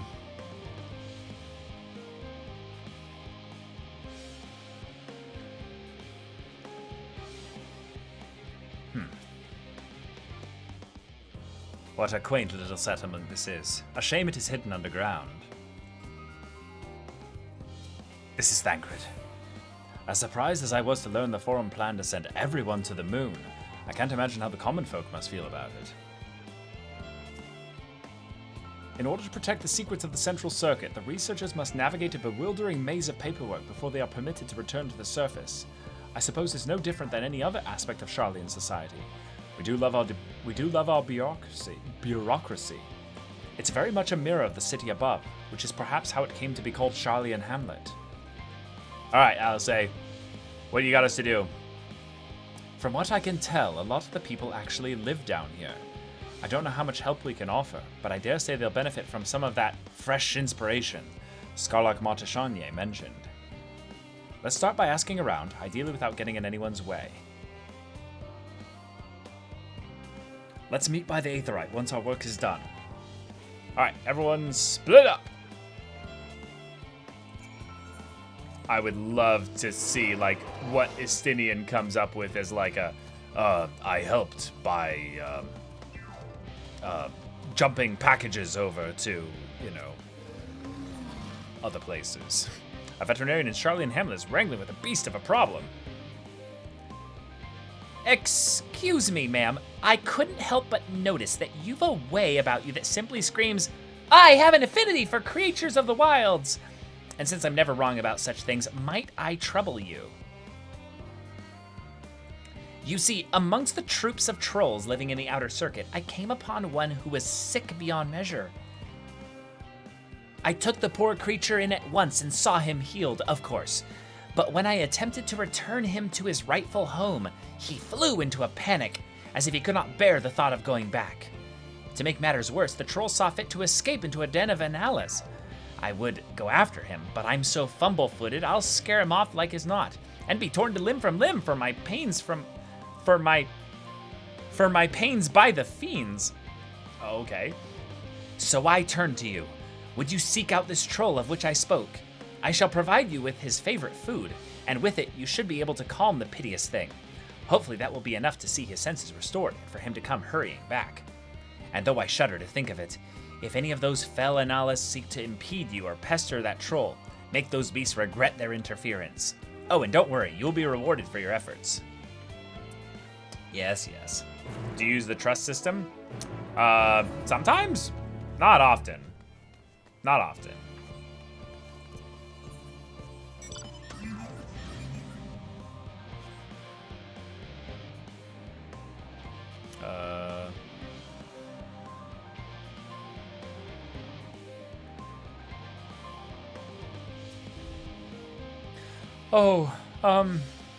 Hello. Are you one of the new helpers? Working on the Aether Burner. Oh dear.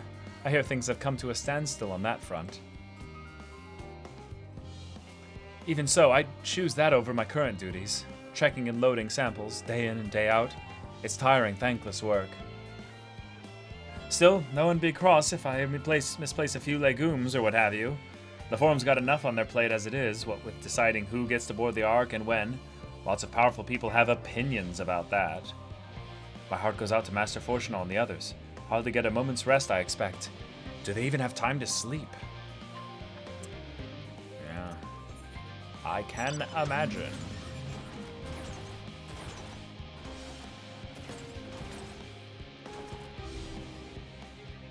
Helping with the Ark. Even with all the power Master Kokol's managed to squeeze out of the Aether Burner, it's not enough, still not enough apparently. And now I hear the final days have arrived. Horrible creations running rampant all over. If only we'd begun the exodus sooner. People are dying and there'll be no end to it if we don't fulfill our duties. But we will. We've spent years preparing for this moment. Believe in the plan, and all will be well.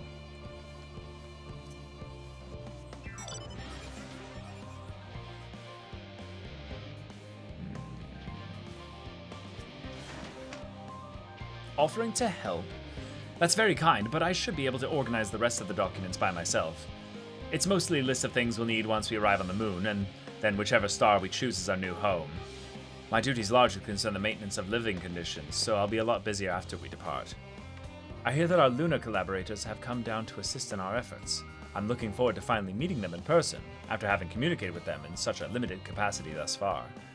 To be perfectly honest, I'm not even the slightest idea what they look like. I do hope they're not enormous looming giants. Why, I would much prefer something small and fluffy, like that behatted rabbit that ran by. I knew it! Urianger saw a rabbit running about, and he was like, uh-oh. And now we've got another sign that there's... Where are you? Puddingway! Puddingway! I swear to God, Puddingway, where are you?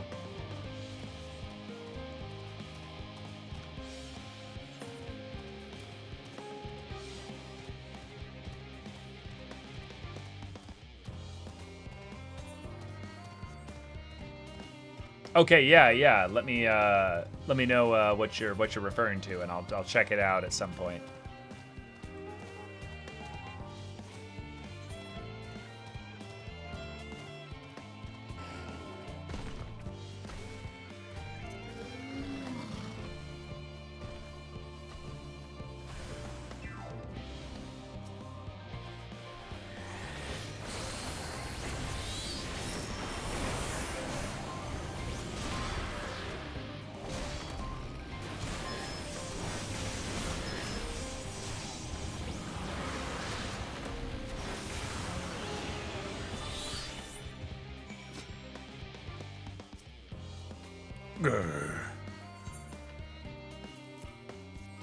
I got this for you, big guy. No need to be scared. Oh,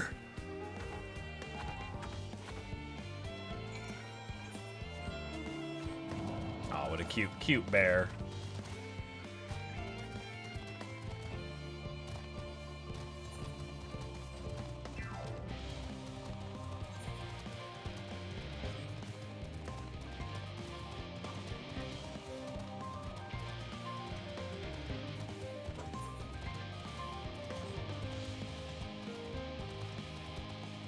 What world am I in? It's on the top right.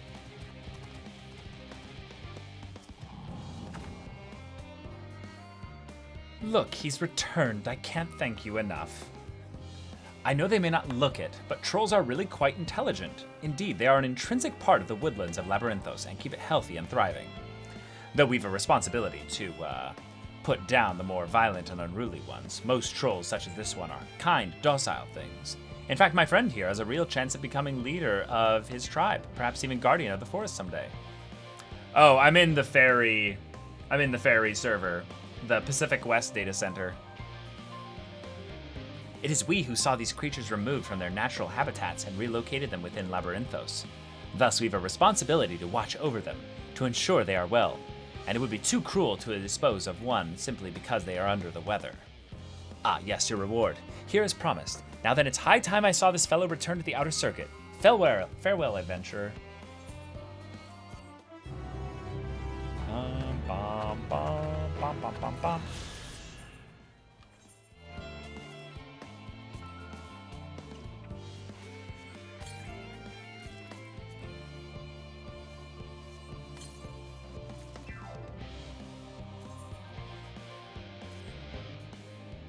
Oh shit, so new gear look. I really like it, actually. Yeah, it looks really good.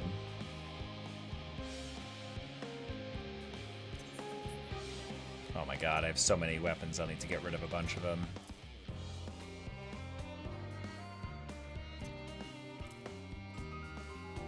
on.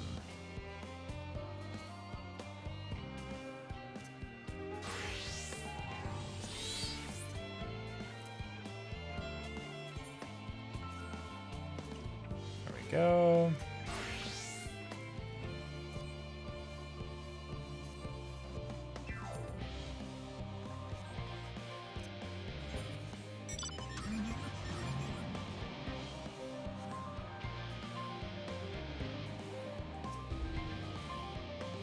Hum, hum, hum. What joy to sample the delights of Aetheris. How marvelous it is to see you again. You'll be pleased to hear I've learned much since our fascinating discussion at the Caratorium. It's all thanks to Urianger, you see. He's taught me the finer points of cooking, which, despite my name, I know very little about. So many dishes, so many hard-to-pronounce words. Actually, I was rather hoping he'd show me how to bake an Archon loaf. They're quite popular, I hear, though it doesn't sound like it contains any flavor to speak of. Still, if that's the sort of thing your kind enjoys, I shall make enough to last the whole journey. No, don't do it cooking away. No, you have better things to spend your time on, not making more Archon loaf. Crikey, I wasn't expecting to see you here, Triss. I'm sorry I didn't have a chance to say goodbye, and for, having those other Loporrits attack you. Terrible misunderstanding that. Not to worry, though. As all have since recovered from their rather savage beating you administered, they bear you no ill will. Well, perhaps a little, on account of the savagery, but time heals all wounds. Most anyway.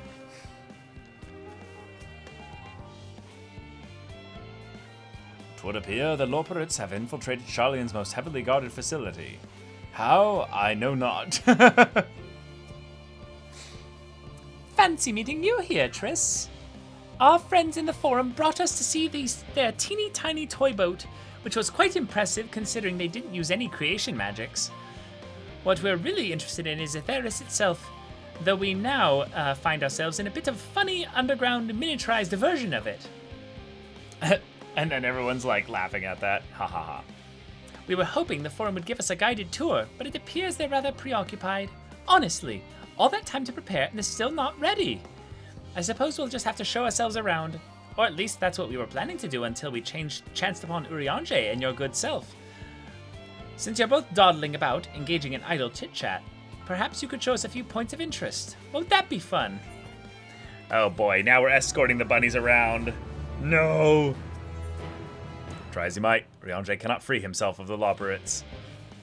A tour of Labyrinthos. An unexpected yet prudent suggestion. Given the similarities betwixt this artificial environment and Bestway's burrow, it would be in our best interest to have the Loporrits acquaint themselves with those conditions deemed optimal by their Sharlayan collaborators. I fear, however, that continued reliance upon my limited knowledge would risk narrowing rather than broadening their perspectives. Mayhap thou art better suited to lead this adventure. He's like, please, let me get away from them. Yeah.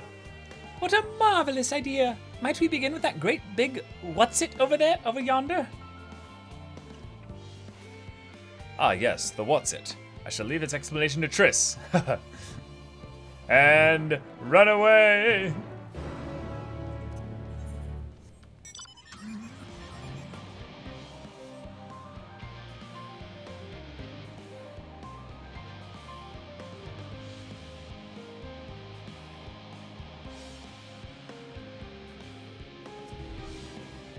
This is all very intriguing, I'm sure, but where are the food preparation stations? The, what was your word for it? Kitchens? That reminds me, Puddingway, our newly appointed chief of pudding research, a discipline he himself founded after sampling Urianger's delights, has gone in search of Aetheris' ultimate sweet treat. Well, provided it's a pudding. As that's all he ever talks about these days. Have you seen him? Yeah, he's lost in Garlemald somewhere. My word, what magnificent architecture, such immaculate curvature. I'd have to make several adjustments to my work if I'm to match this degree of craftsmanship. I shall leave no corner unrounded.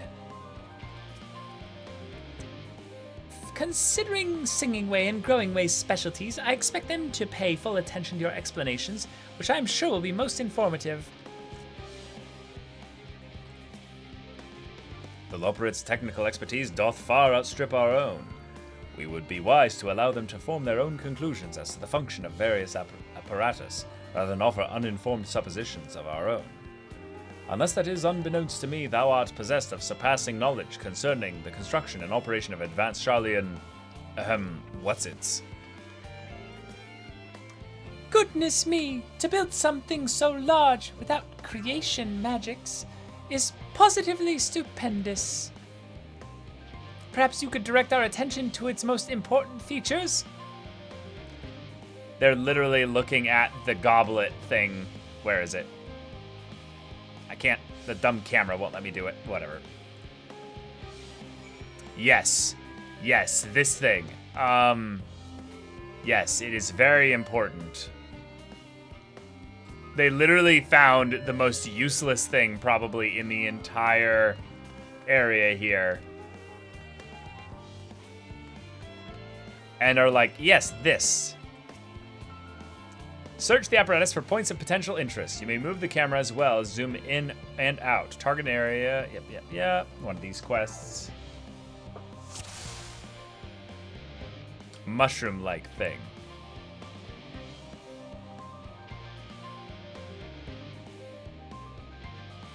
Oh, I guess the whole aspect of it.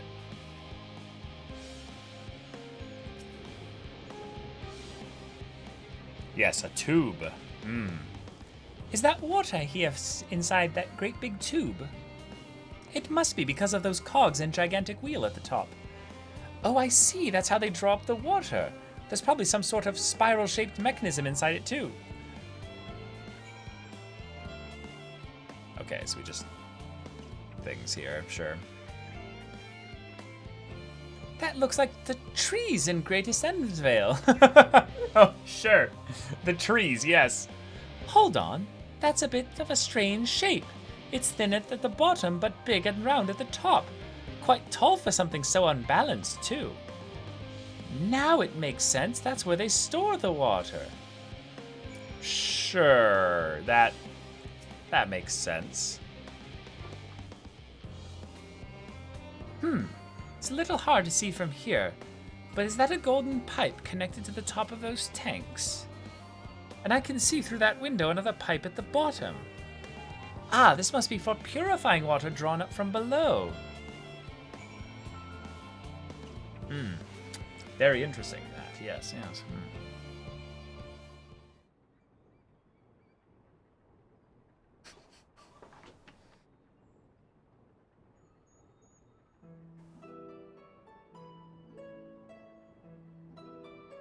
Well, if I were to hazard a guess, water drawn from underground, presumably with some other mechanism, is purified here and stored in that tower before being distributed elsewhere.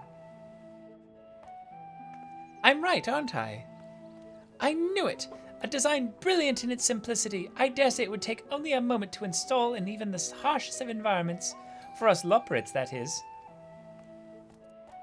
Indeed, securing a reliable source of water is of the utmost importance for any fledgling settlement.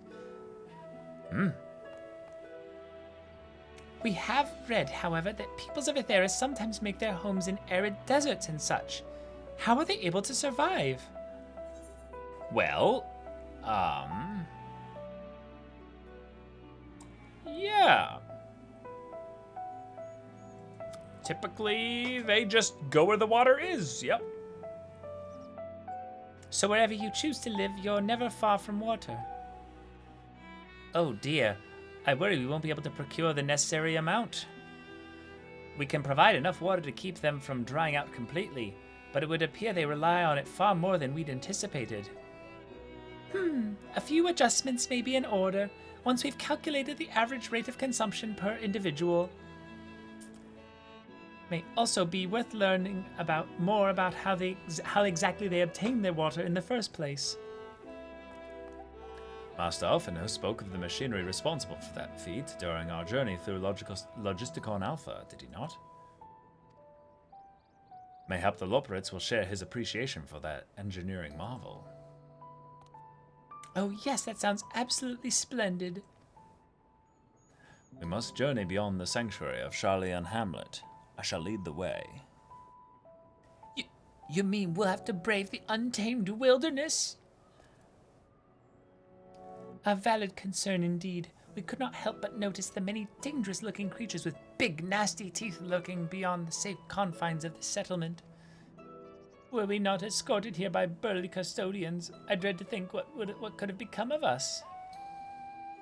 Regrettably, to many a hungry predator with the aforementioned big, nasty teeth, loperids may appear to be a potential and rather appetizing source of sustenance. Might I impose upon thee to assist in securing safe passage to Logisticon Alpha? For my part, I shall act as an escort to Living Way and Cooking Way. I entrust Singing Way and Growing Way to thy care.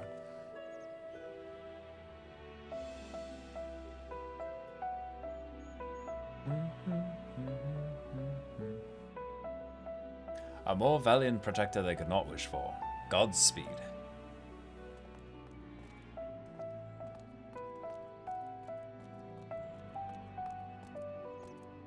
If it's all the same to you, I'd rather not be eaten by some horrid beastie. Come along, Growing Way, to the water extraction, what's it? Yeah, come back! Don't run off without me!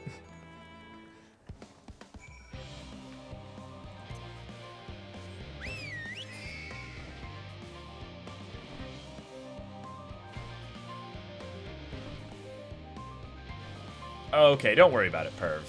It's all good.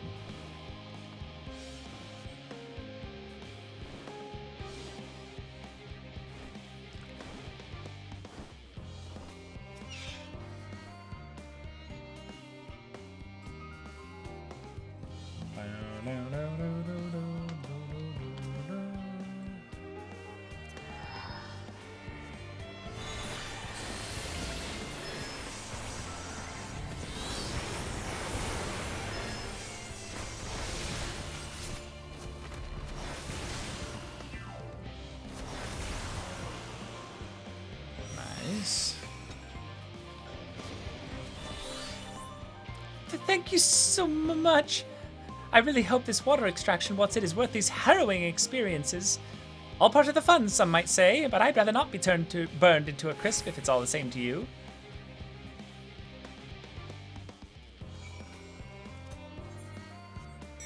Cool. So we're playing escort for the bunnies.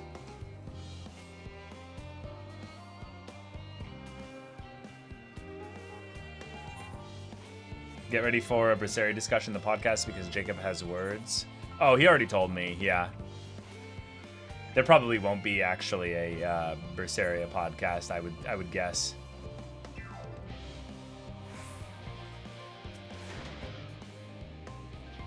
My friends, I bid you welcome to Logisticon Alpha. Our destination doth lie at the lift's top. Pray follow me.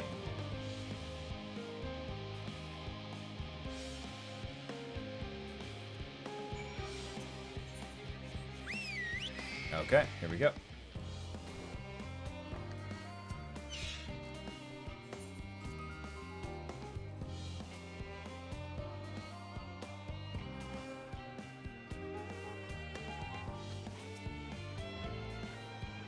Marvelous, simply marvelous. So this is where the magic, or science rather, takes place. The perfect environment to sustain life artificially created. The knowledge we'll gain here will be essential when we start looking for new stars for your kind to inhabit.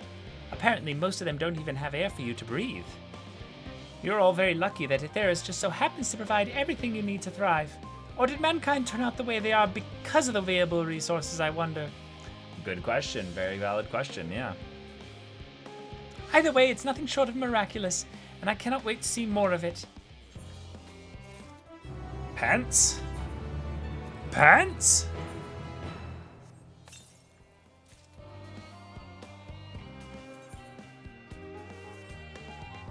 Okay, okay.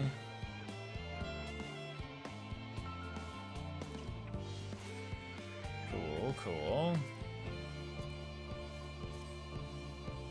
Ah, thanks, Perv. Yeah, just whisper it to me.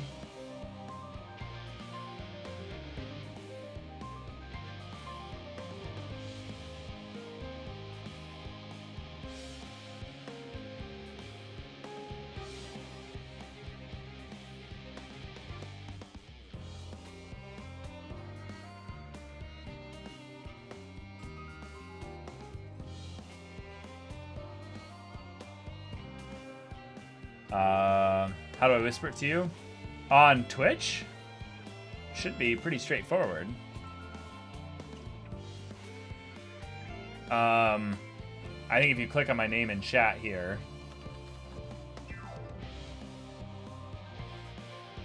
You can just click on that name there and it should be fine.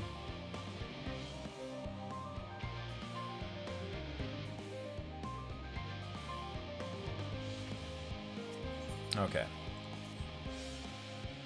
This is all very wonderful, I'm sure, but I was rather hoping to learn more about your nourishment provision facilities. In other words, where's the food? I believe both the knowledge and consumables you seek may be found at Merial Agronomics. As I imagine Singingway and the others intend to study every conceivable facet of this apparatus, wouldst thou be so kind as to escort our visiting culinarian? Yes, that sounds much more interesting. Hopefully I'll be able to see firsthand some of the delicacies Urianger was telling me about. Even his incredibly vivid, if a bit too verbose, descriptions cannot compare to sampling them myself. Not to mention Aetheris will soon be no more. So I must learn all I can while there is still time. Yes, time. We could be spent doing other things. Let us brook no further delay.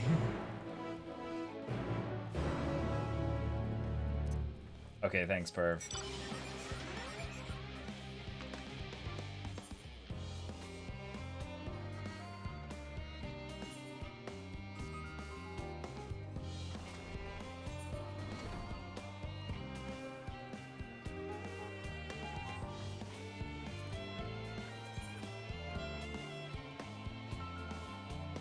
I surely already have the shared fate for this one unlocked.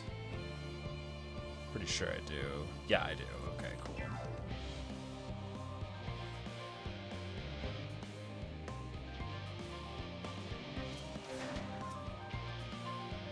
This is the place, yes? The heady aroma was enough to guide me here, and I've spotted several of the fruit and vegetables featured in our compendium. I'd dearly love to try some, but I read that those who help themselves to a farmer's crops without permission are often caught and put into pies. Perhaps you could ask whoever's in charge if they'd be willing to part with a few samples. Okay, Cooking Way is accompanying us. Let's take him to the grapes. Take him to the legendary grapes.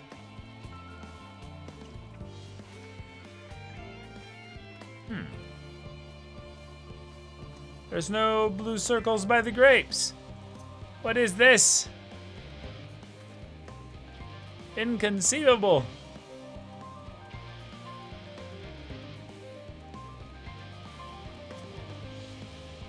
What a fine mess this is.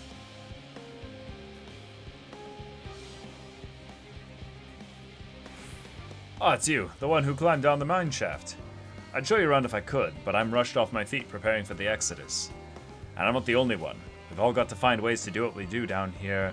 We're doing down here up there. First on the moon, then on whichever star the Forum decides which will become our new home. It's all so sudden, so unreal. Don't you want to go to the... Oh, don't you want to go to the moon? Well, it's better than waiting for the final days to claim us.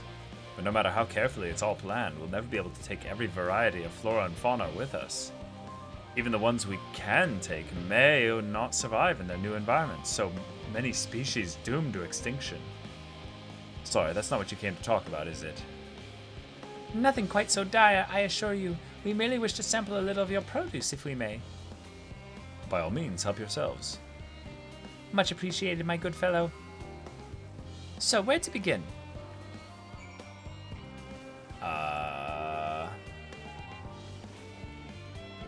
Oh, coming in over here. Yes, the grapes! The grapes are first!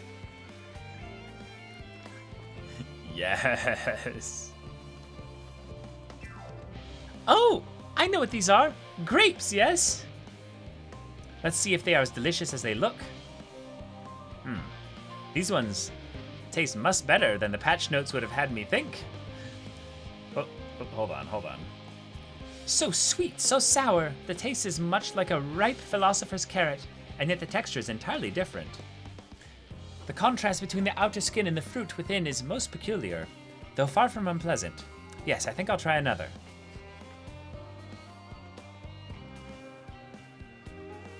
Well, that's certainly given me food for thought, though in a far less visceral manner than any philosopher's carrot. But tell me, what is your opinion of grapes?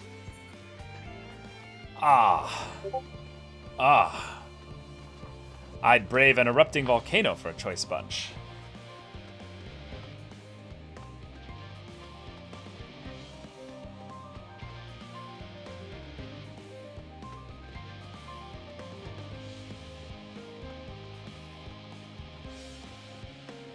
Yes, they are rather Moorish, aren't they? And from what I've read, quite versatile too. Something about people stepping on them to make intoxicating beverages, as I recall.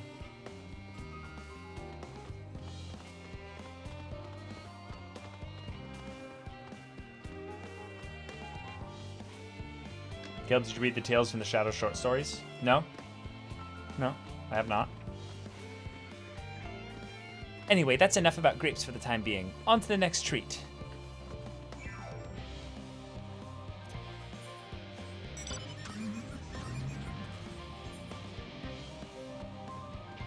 Yes, I did recognize the reference about the volcano, yes.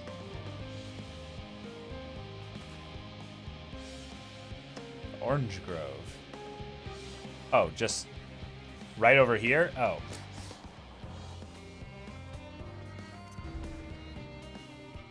The cooking way, come on. Orange by name, orange by nature. What came first, the fruit or the color? Who cares? Let's eat.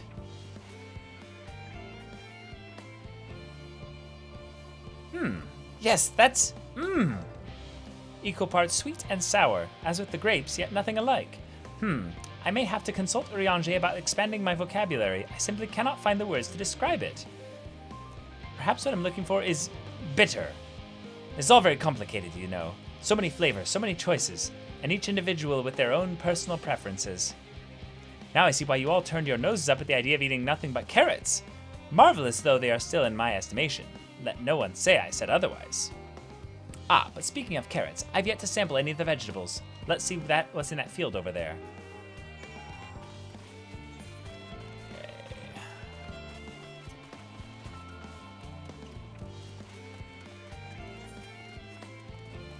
This is all very cute and all, but like I'm getting pretty bored.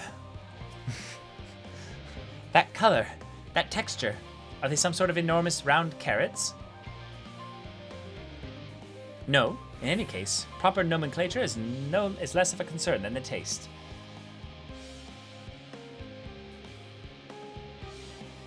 Blech, it's so hard and flavorless. I may as well be chewing a piece of wood. That all but confirms it. These are nothing more than misbegotten failures masquerading as goodly carrots. Stop! Can't you see these are pumpkins? And no one with any sense would try eating them raw. You're supposed to cook them first. Do you not find it an awful bother? Far from it. Cooking is a joy unto itself. And what's more, it broadens the range of ingredients that we may safely eat. But above all else, cooking allows us to draw out the full potential of our produce. Pumpkin stew has been one of my favorite dishes for as long as I can remember. Then perhaps even these hard blocks of plant matter can become as delicious as the oranges I sampled. I wonder, though, if there's anything even more delicious. How about that yellow fruit over yonder? These should be apples? Yes, I think these are apples. Or are they pears? We'll find out. What a wondrous fragrance! With luck, it'll have flavor to match. As I have no idea how these are eaten, I'll just bite into it.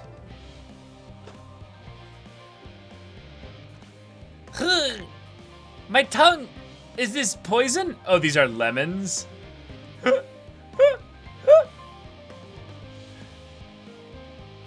A lemon? You mean it's supposed to taste like this? How can something so similar to an orange be so revolting? Ugh, maybe some time before my palate recovers from this ordeal.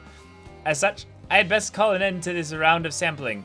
Let's say our farewells and return to the others. Oh no. We're so mean. our mute protagonist self not just explaining, yeah, lemons are not supposed to be eaten like that.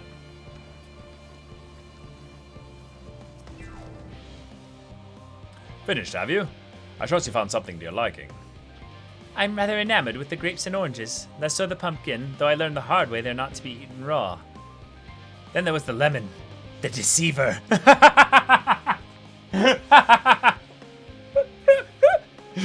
The deceiver. I feel so violated. First time, was it? I'd hate for you to leave with a bad taste in your mouth in more ways than one, so I'll give you this lemon muffin I baked. If this doesn't change your opinion, nothing will. More lemon? Have I not suffered enough? Nevertheless, it would be remiss of me to spurn this opportunity to... bit of sick came up there. Ugh. Learn more of your inscrutable ways. Very well, Lemon Muffin, do your worst.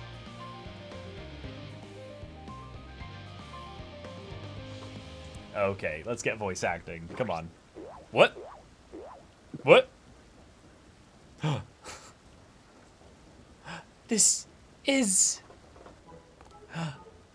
delicious! Although I still detect a hint of lemon, it complements the sweetness of the dough to create a perfect harmony. I never would have guessed its vile bitterness could be utilized so elegantly. My good chap, this is simply breathtaking. No, you're breathtaking. See, we rarely use lemon in its natural state, but it has a starring role in all sorts of recipes, and the same is true for many other ingredients. It all comes down to making the most of the resources at our disposal, and sometimes that can even be the difference between life and death. I know we won't be able to take every species with us. No doubt the Forum agonized over what was worth preserving and what would be consigned to history. Hard choices. But make them we must if we're to survive. Damn. So we literally have to make lemonade out of lemons here? Or make lemon muffins out of lemons? Such strength of will. Now I know what Heidelin sees in your kind.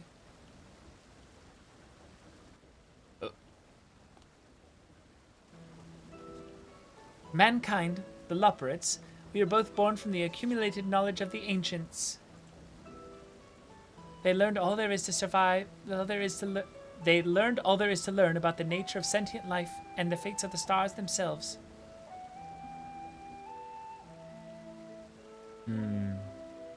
Once a civilization has fulfilled the basic requirements for survival, it will inevitably seek to eliminate all forms of negativity and achieve perfection.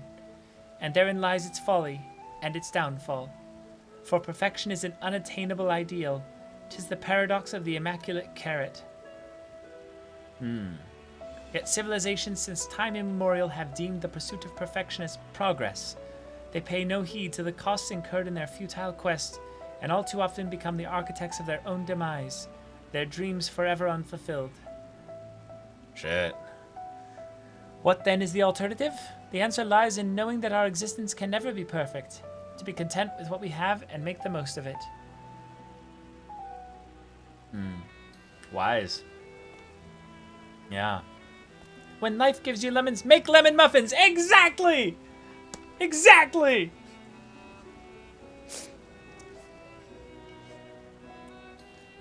Pardon me, pardon my Eorzean, but what in the seven hells are you on about? And who are you, anyway? Cooking way, at your service. I'm here to help prepare for the trip to the moon. And once you get there, you'll be able to try my carrots. I've been growing all different kinds. But don't worry, there'll be room for your crops too. We'll work together to preserve as many of Atheris' species as possible, if you're up to the challenge. Yes, of course. I look forward to it. Well, this has all been highly productive. Probably. Let's go and see if Urianger and the others have run out of machinery to inspect, shall we?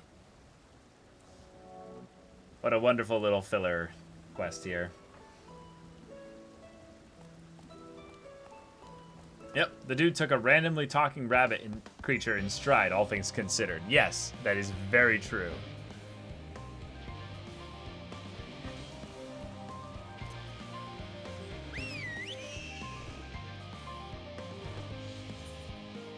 Yeah, all things considered. Yeah. I guess we're just waiting for the adamantite. Yeah. Yeah.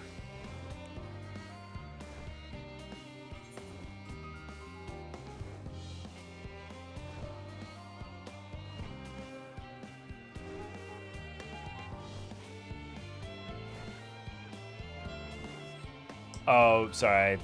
Nah, I'm not talking to him.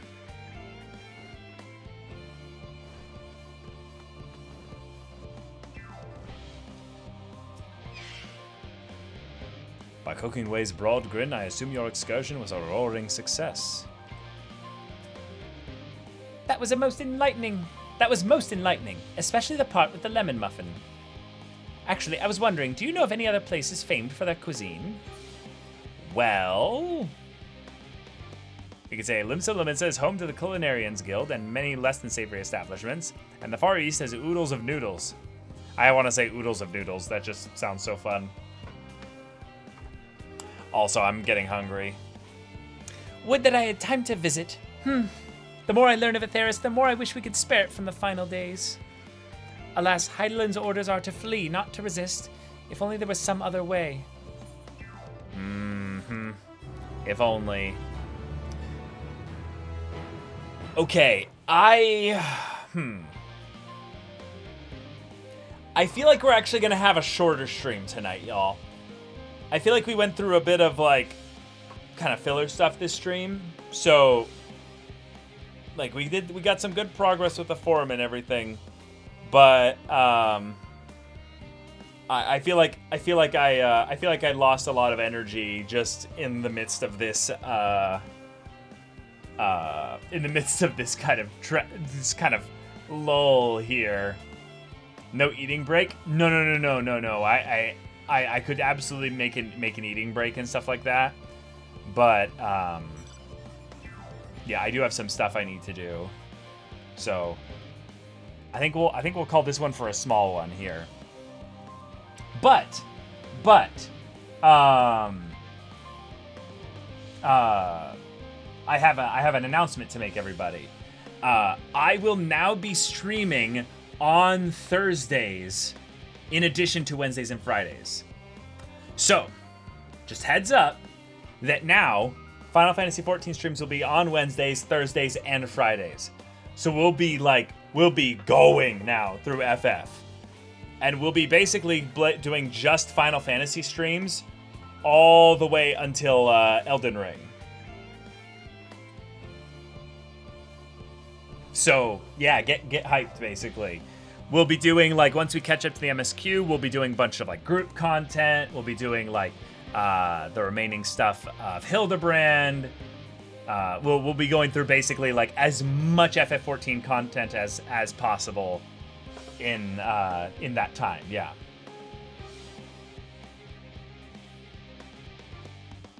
I give you an 80% chance that you'll be done with the MSQ on Thursday. Whoa, shit, really? You think there's only like 10 hours left or 8 hours left?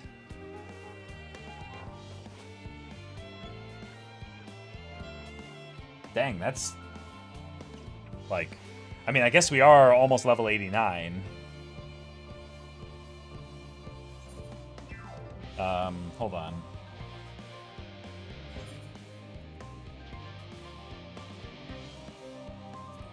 We've only had 4 dungeons in Endwalker thus far and 1 trial. Like, it feels like we haven't had much group content, or is that just me?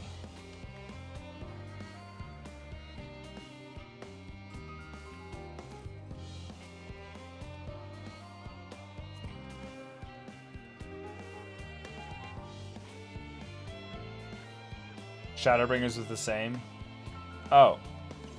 Really? I mean, you're probably right. Oh, right. This trial was in 5.3.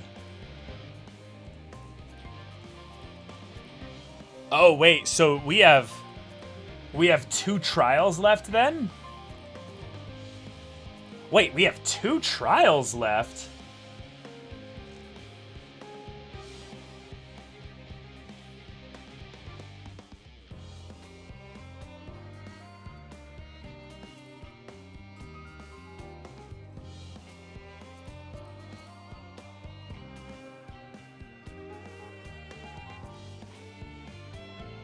Right. Actually, if anything, it feels like there's barely any dungeons. 1, 2, 3, 4, 5, 6.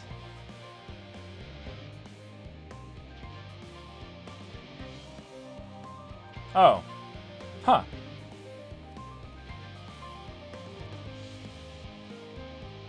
Oh, gotcha, Perv. Okay, that's fun. Okay, okay. I mean, you guys know the past stuff better than I do. But, okay. I will now be... calling it for the night.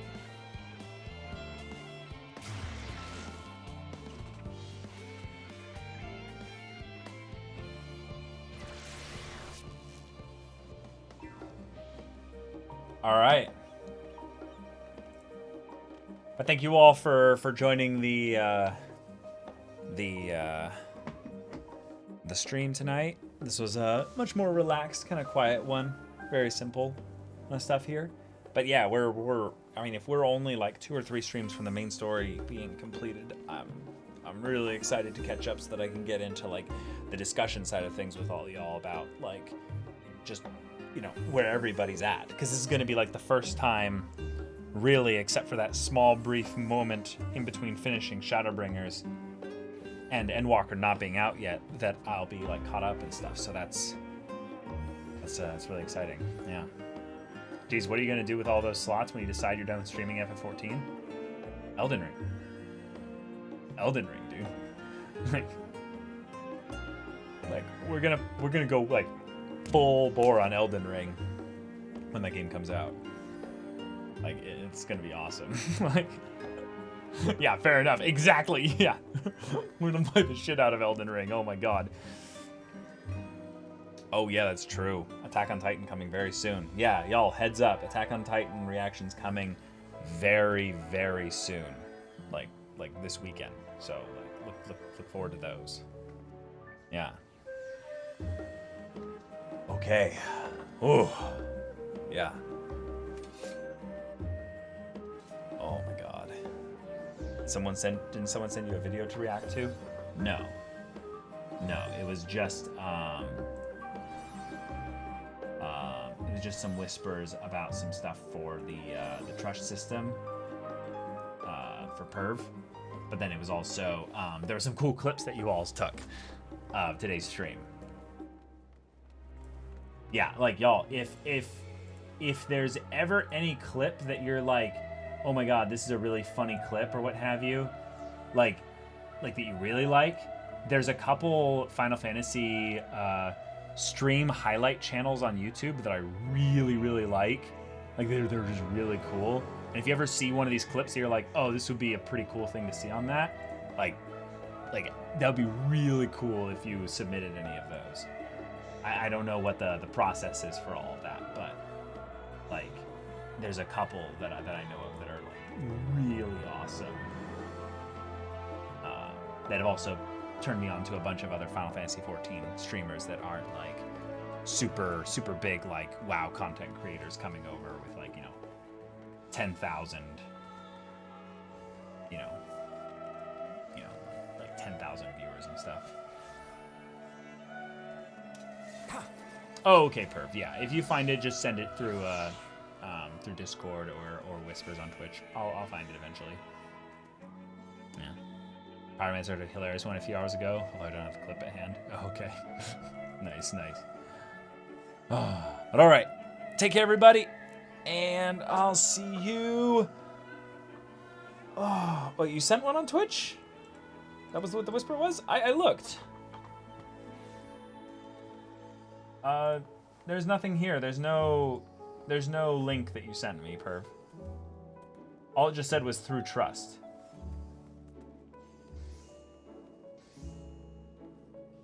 I don't know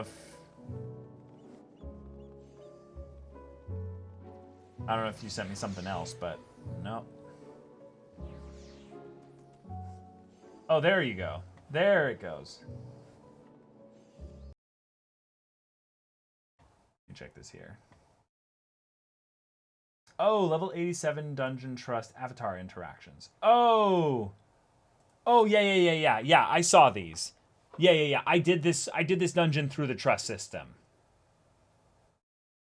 Oh, you're talking about doing it though with the scions and stuff. Oh, okay. Right. No. People on stream told me about this. Yeah, I'll check this out. Yeah. But yep. All right. Take care, y'all. See you on Wednesday. Remember, we do streams every weekday, 3 p.m. Pacific time. Leave a follow if you want to stay up to date with all that. And if you sub, you get access to our private Discord. And yeah. All right. Take care, everybody. See ya.